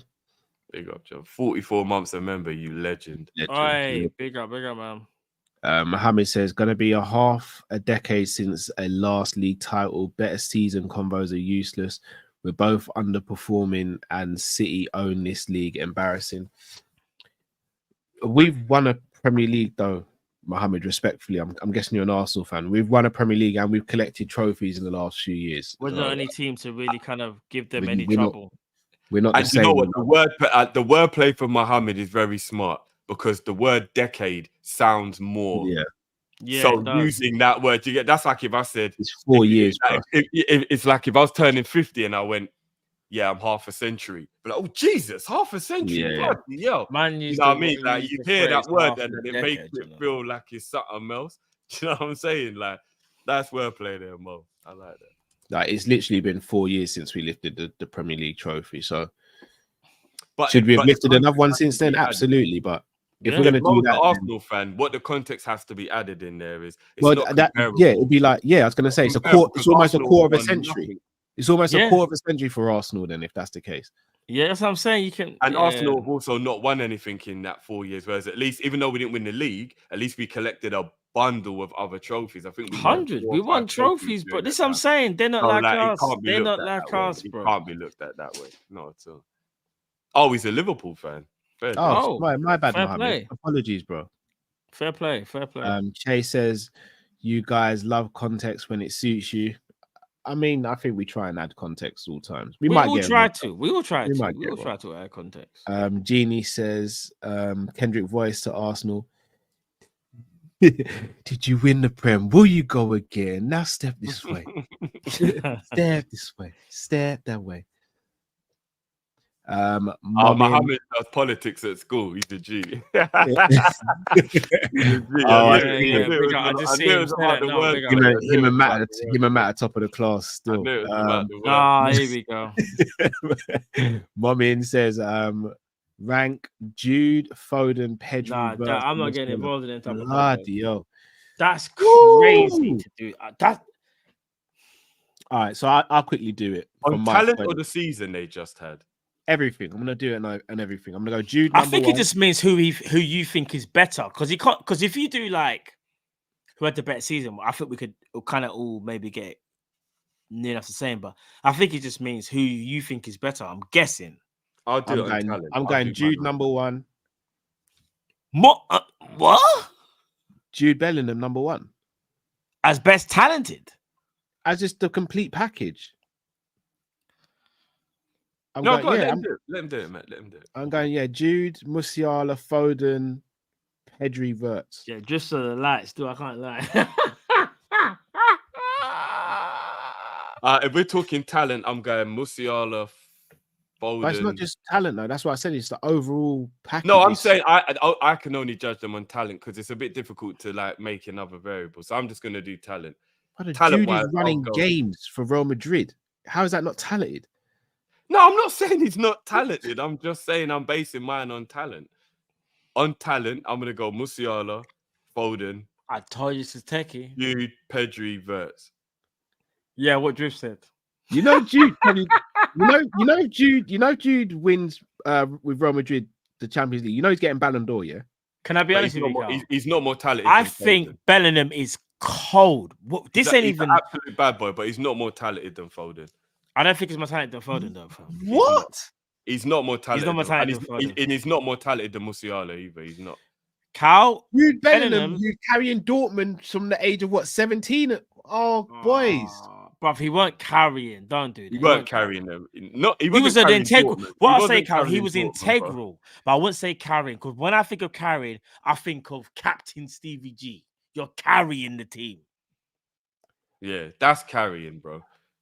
Boy. Don't get me wrong, Cal. You're totally allowed to have your opinion, bro. You're totally allowed to have it. And all of these players are top-notch players. That's what I said, but I said it's techier than you think, because I can't believe people sleep on Ben. I still can't believe people. Shall I tell you what it is? He's just not flashy like the others. That's what it is. He's not flashy like the others. I just don't think he's as talented. Like, I just don't think he's as talented. There's not a gulf between these, man. I don't know if Matt agrees. It's not like one's up here and one's down there. There's not a gulf, but I'm just saying, like on talent, I wouldn't say he was the most talented, though. No. I'm not saying he's the most. I'm saying an overall package in terms of talent, Foden, delivering, bro. Potential, everything. Yeah, he's the best. No. If let's just say we've done it by season metric, me personally, I think I might edge it to Foden, though, fam. I'll be honest with you. I would. I'd give Jude the Bly if it's his first year over there and he's doing exceptionally well, of course. But I still think Jude's been disgusting. You know, bro, you know me already. During this season, Drift, you were like, Foden's overrated for me. He's not really. No, don't do that. Don't do that. No, Matt, I'm not even coming at you. Matt, am I lying? Not me. This ain't even at me. No, Matt, am I lying? At the beginning of the season, I said Foden has never lived up to his talent and he needs to step up. That was what I said, bro, at the beginning of the season. But you've never said that about Jude. At the point. But you've never said that about Jude. You've never said that about Jude. Never said what about Jude? You've never said Jude needs to step up and do more to show his talent more. Because he does it. Yeah, but his full potential talent, I still don't think is as high as Foden's. So I'm judging it on talent. I still think Foden is a better talent than Bellingham. It's fine if you think he is. That's cool. But that was last week. You tried to switch it. I did not say that he was. I just said it. And you know what? I'm proud of Foden. With even though I hate him for being an op, because finally his talent actually shone through, and he did what we've all knew he was capable of doing all this time. We've always said, Foden, you can't just be the background dancer now. Your talent is too good for that. You have to be the guy now. And you know what? This season, by God, the man stepped up. So now all we can do is just applaud him, be like, do you know what, Foden? Finally. But before that, he was always very purple patchy with his actual form. But the talent was always there. So. Honest la la la la la la. Dale John Jr. says, yes, lads, just what I needed tonight. Big up yourself, Dale. Big up yourself, Dale, man. Yeah, Gangan Deep Hair says, Kopish on the beat, ho. 6.5 at best. Put ourselves in a good position to go on a minimum challenge to the last day, if not win it and the Europa League. Bottled it with forward line missing, defensive structure being fragile all season, and tactical deficiencies. That's very fair. That's pretty much spot on. I still think I gave a season of 7, but I can't argue with any of that from Gangan Deep, if I'm going to be honest. No, I agree with him, but then you can't forget Drift's points, though. That's what I'm saying, because Drift made very good value points about the pros for... No, absolutely. Those are just the negatives, which is what I said a lot of those things as well. That's what I'm saying. When it... Yeah, we did. We read out this chat from H. Yeah. We'll just say the game's the game, innit? Shout out to Andre, who just become a member of ours as well. Sharif says, sometimes I just stop and just admire how great this channel is. You three are absolute legends. Please never change. Big up yourself, Sharif, man. Big up. I appreciate that, man. That means a lot, man. Big up, bro. Appreciate that, man. Trust. H says Robbo could be a Shaolin with them.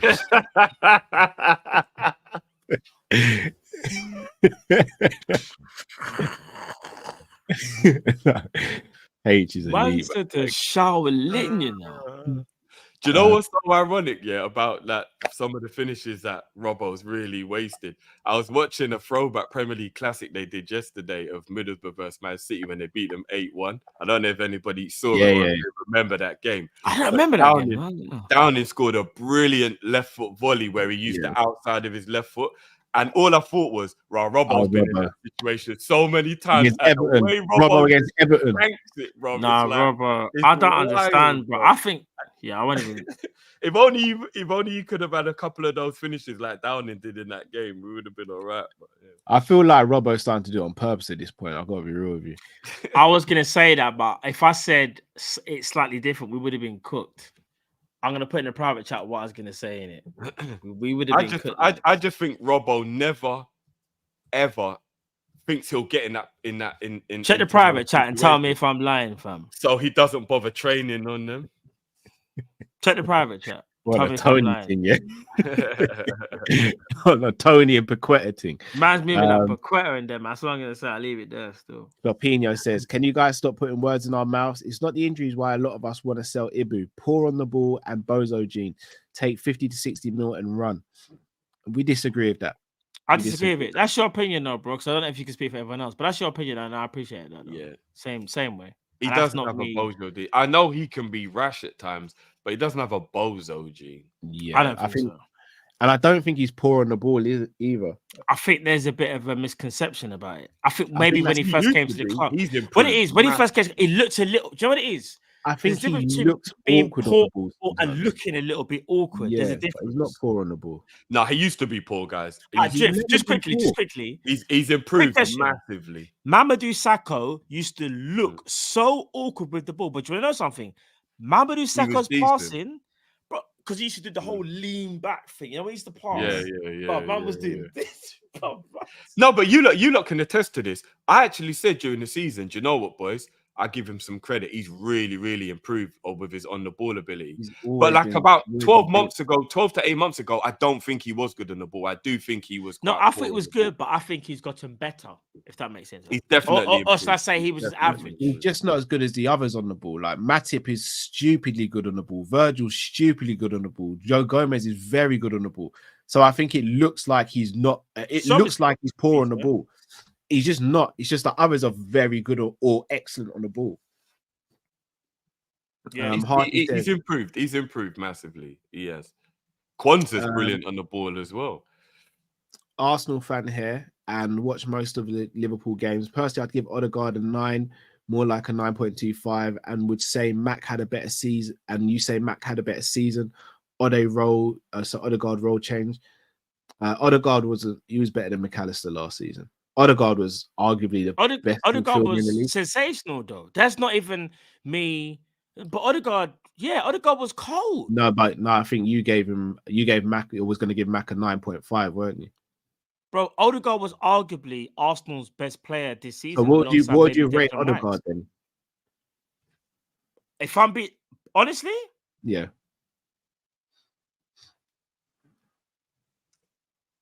He might have even got a 10. But Odegaard's arguably best for the. Odegaard was disgusting. I've heard some Arsenal fans say that they were disappointed with the number of big performances he had in the big games. Offset a whole defense by himself. He's the he was brilliant this season. I would give Odegaard a 9 this season. Bro, I'm not gonna lie. See how people say like Saka and whatever. But Odegaard consistent for me for the whole season. There was quite a lot of big games that I've heard Arsenal fans themselves. Like he was brilliant against Porto. And he was brilliant in one other big game. But I've heard a lot of them say there was some of the big games where they didn't like that he wasn't influential in the game. I'll be honest, brother. He pulled off a blinder of a save against us at Anfield. So my turn to carry Irving. Maybe says, yeah. Here you go. Sobo can't pass or dribble. Even Havertz is better. I don't believe Havertz is better, but he's had a better season. He's had a better season, isn't it? Like how I said, Saliba's a better defender, but Gabriel's had a better season, though, isn't it? Dean says, Ola, your ratings for me, Cal 9. I think that's high for me this season. Balanced performance, Matt 8.5, consistent drift 8.35, great performance, but a bit biased. # Arna slot. I'm definitely not a 9. Mohammed said, and he didn't put bias next to both of you as well. Like I'm the only one on this channel who's biased sometimes. I'll be real. I might be speaking out of turn here. I actually don't think I'm biased. I kind of have smoke for everyone who deserve it. You don't think you're being biased, but that's okay. We'll try and point it out to you when you do it. No, happily, bro. I'm not involved. I'm not involved. I might be completely wrong, but I don't think I'm that biased. I thought my rating was quite balanced. 8.5. I'll tell you that. If anyone, I call everyone out. Like, I feel like I'm just on. Do you know what it is? I'll be honest with you. I think people are old when they saw how I used to speak and whatnot. Maybe I was being a bit too not nicey, but like I always want to look for the positives. But I just think nowadays, years go by, years go on. You just learn to just say it how it is, so to speak. I think we all do that, though. I just think people think we're biased if they think you have not an affiliation, but like you really want that player to do well, so they say you're biased, innit? But I'll give an example. People will say I'm biased navigator, but what they don't know is that a year before or 2 years before he got sold, I said he should be sold, but people don't even remember that. They'll just say, "Oh no, but Matt, you weren't even in the team." I said he should have got sold 2 years before he's even sold. It's stuff like that that I think people will kind of. I was the first to say Bobby should go. I was the first to say Matip should go. Yeah, that's what I'm saying. Like, I've said it. Mohammed says, is 11 goals as a Liverpool number 9 not below average? 5. It is below average for the amount of minutes he played. I'm not saying but his overall season wasn't below average. His goal scoring and finishing 100% was below. If I was going to rank his goal scoring and finishing this season, it's probably a 3. Probably a 3, but that's not the full story though.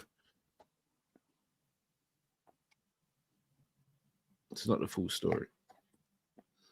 Yeah, I'm not going down that rabbit hole again. So there it is, people. Our end of season ratings. We have officially closed the curtain on 23-24. And we look forward to 24-25 with a new manager, new backroom staff, and hopefully some new players to reinvigorate this Liverpool team that is on the cusp, in my opinion, of becoming something great. But we have to get this summer right. When are we next going to be live, boys, or have a video out, do you reckon? Soon, very soon, but we will stay tuned to the socials. That's one thing I will say. And check out the members' content as well, people, because the members' content is cold. Yeah, we got a members video that'll be dropping over the weekend. So you're done now. Look forward to that. And just from a personal point of view on my channel, I'm gonna be quite active over the weekend. Actually, I'm gonna be doing a thank you Klopp video when we finish here. I'm not sure if and that's gonna be a pre-record because I will need to make sure that isn't gonna embarrass me in any way when that goes out. And then I don't think I'll get emotional, but I might when I'm doing it. So we'll see how that one goes. I'm also going to be doing a watch along for the FA Cup game tomorrow, people. So if you lot want to come and join in on that one, big game tomorrow, the FA Cup final. And then I have a panel show on Sunday, which should be going out, which of course you boys are invited to. And I should have hopefully some good guests on that one. So yeah, I'll be quite active over the weekend.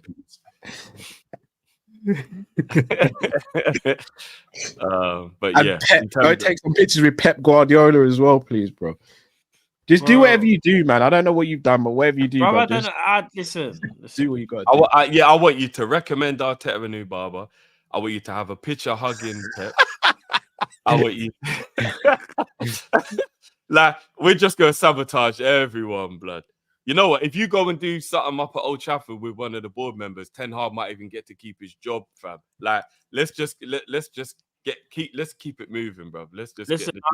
I'll see in it. We'll see what I go on in it. You never know what. Listen, and you know what? You can vlog it and call it Matt's Tour of Britain. No, because the problem is that they're gonna start saying our movie. You know when Drake had that Drake cards thing where Drake would make a bet or something? He needs to make the bet. And no, literally anyone who took a picture with him, or if that's it. The picture, sorry, the picture, not the bet. If he put their jersey on, then all of a sudden that team stopped playing well.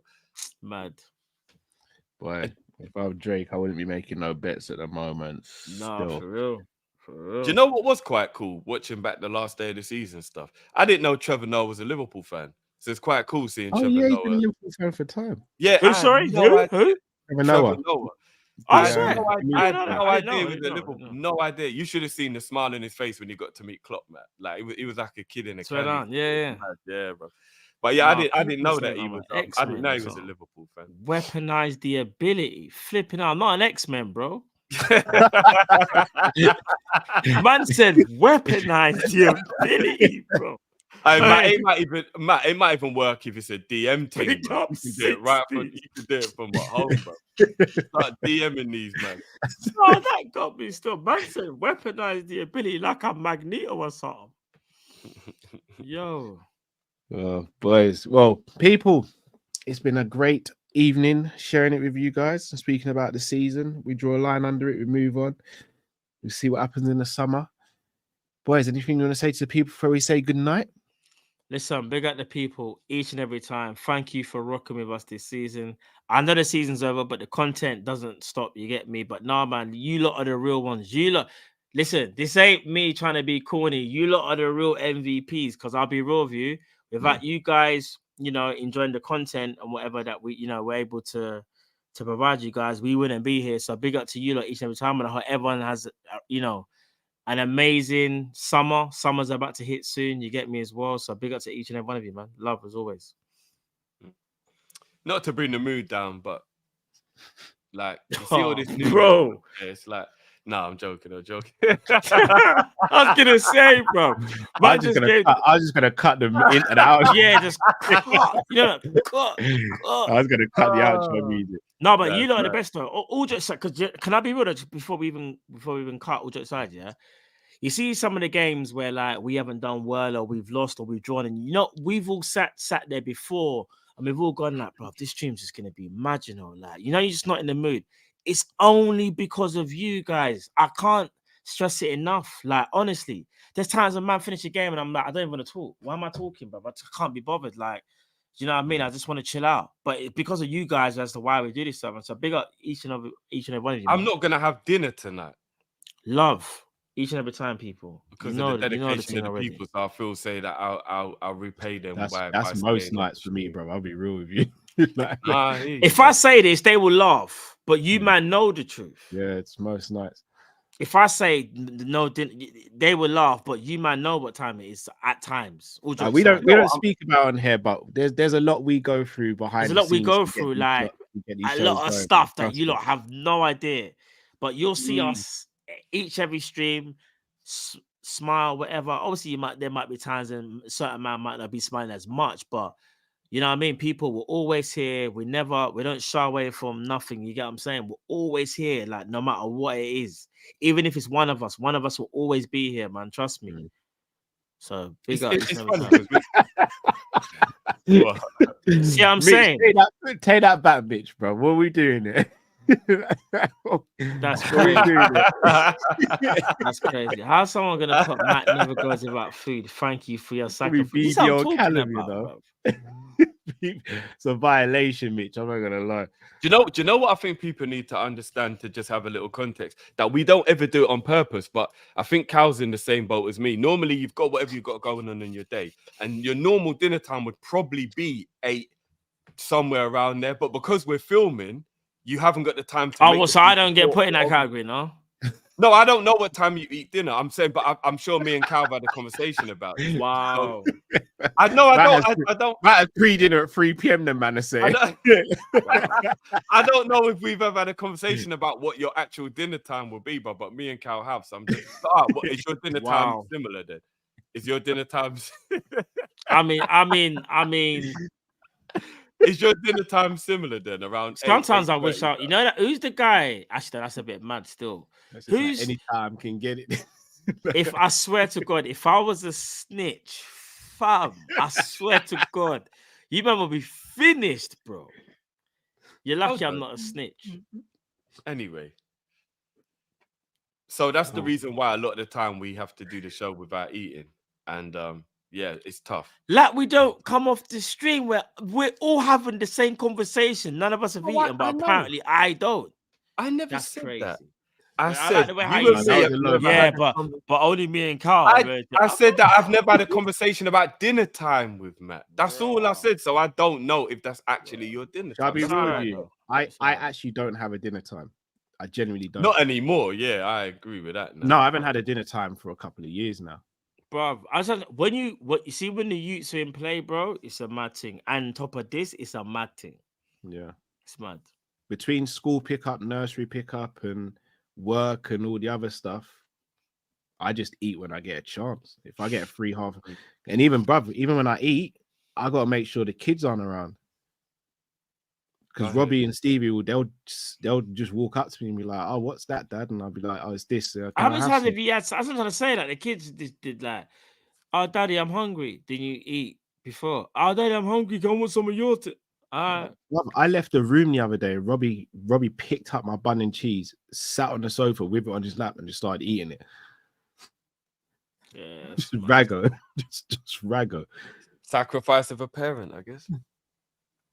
But you know what? Alonso started reaching for food now. Alonso started reaching for food. No, the youths them are mad though. When they're hungry, they don't care, bro. They genuinely don't care. That's what it is. When they're hungry and they see your plate, there's that. Remember, in their minds, that's our plate. when our youths see the that's Daddy's, that means it's mine too. Yeah, well, not just the missus, but I won't. Sorry, not just the kids, but you know. Do you want me to get you anything to eat? No, I'm all right. Sit down. Oh, what's that? Just take some, innit? Cool. Do you want anything? I'm gonna go. Do you want anything? No, I'm all right. Still, I'm all right. You sure? Do you want anything? Yeah, I'm all right. Did you by any chance pick up? Oh, nah, did you get two of those? No, I read your mind, so I'm not perfect. I'm not saying names, by the way. I'm just speaking about me neither. I'm just speaking about situations, you know. Me neither. Just situations. I say nothing. Yeah, I'm not gonna. I don't. But anyway, not to get cheesy or anything, but I just want to let the people know I'm not gonna name any names because I'll forget somebody and then I'll feel bad or that person won't feel included. So I'm just gonna say you personally will know it's you I'm talking about. There are so many consistent people within our chat, within our community, within our live streams, within our comments, who send in videos, who are members. Sorry to cut you, and personally as well. Yeah. For some, like, who rock with us all year long. And as much as you lot appreciate and always let us know how much you appreciate what we do, we also want to just let you lot know how much we appreciate you. For me to know people who I don't actually know because of your consistency is amazing.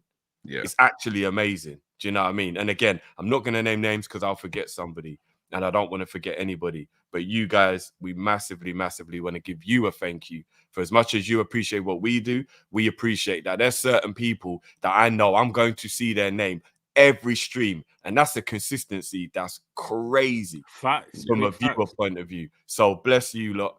Big up to you lot each and every time. So as much as you appreciate us, we appreciate you, man. It's been a roller coaster of a season, man. And it's going to be a roller coaster of a summer, so make sure you're on the ride with us.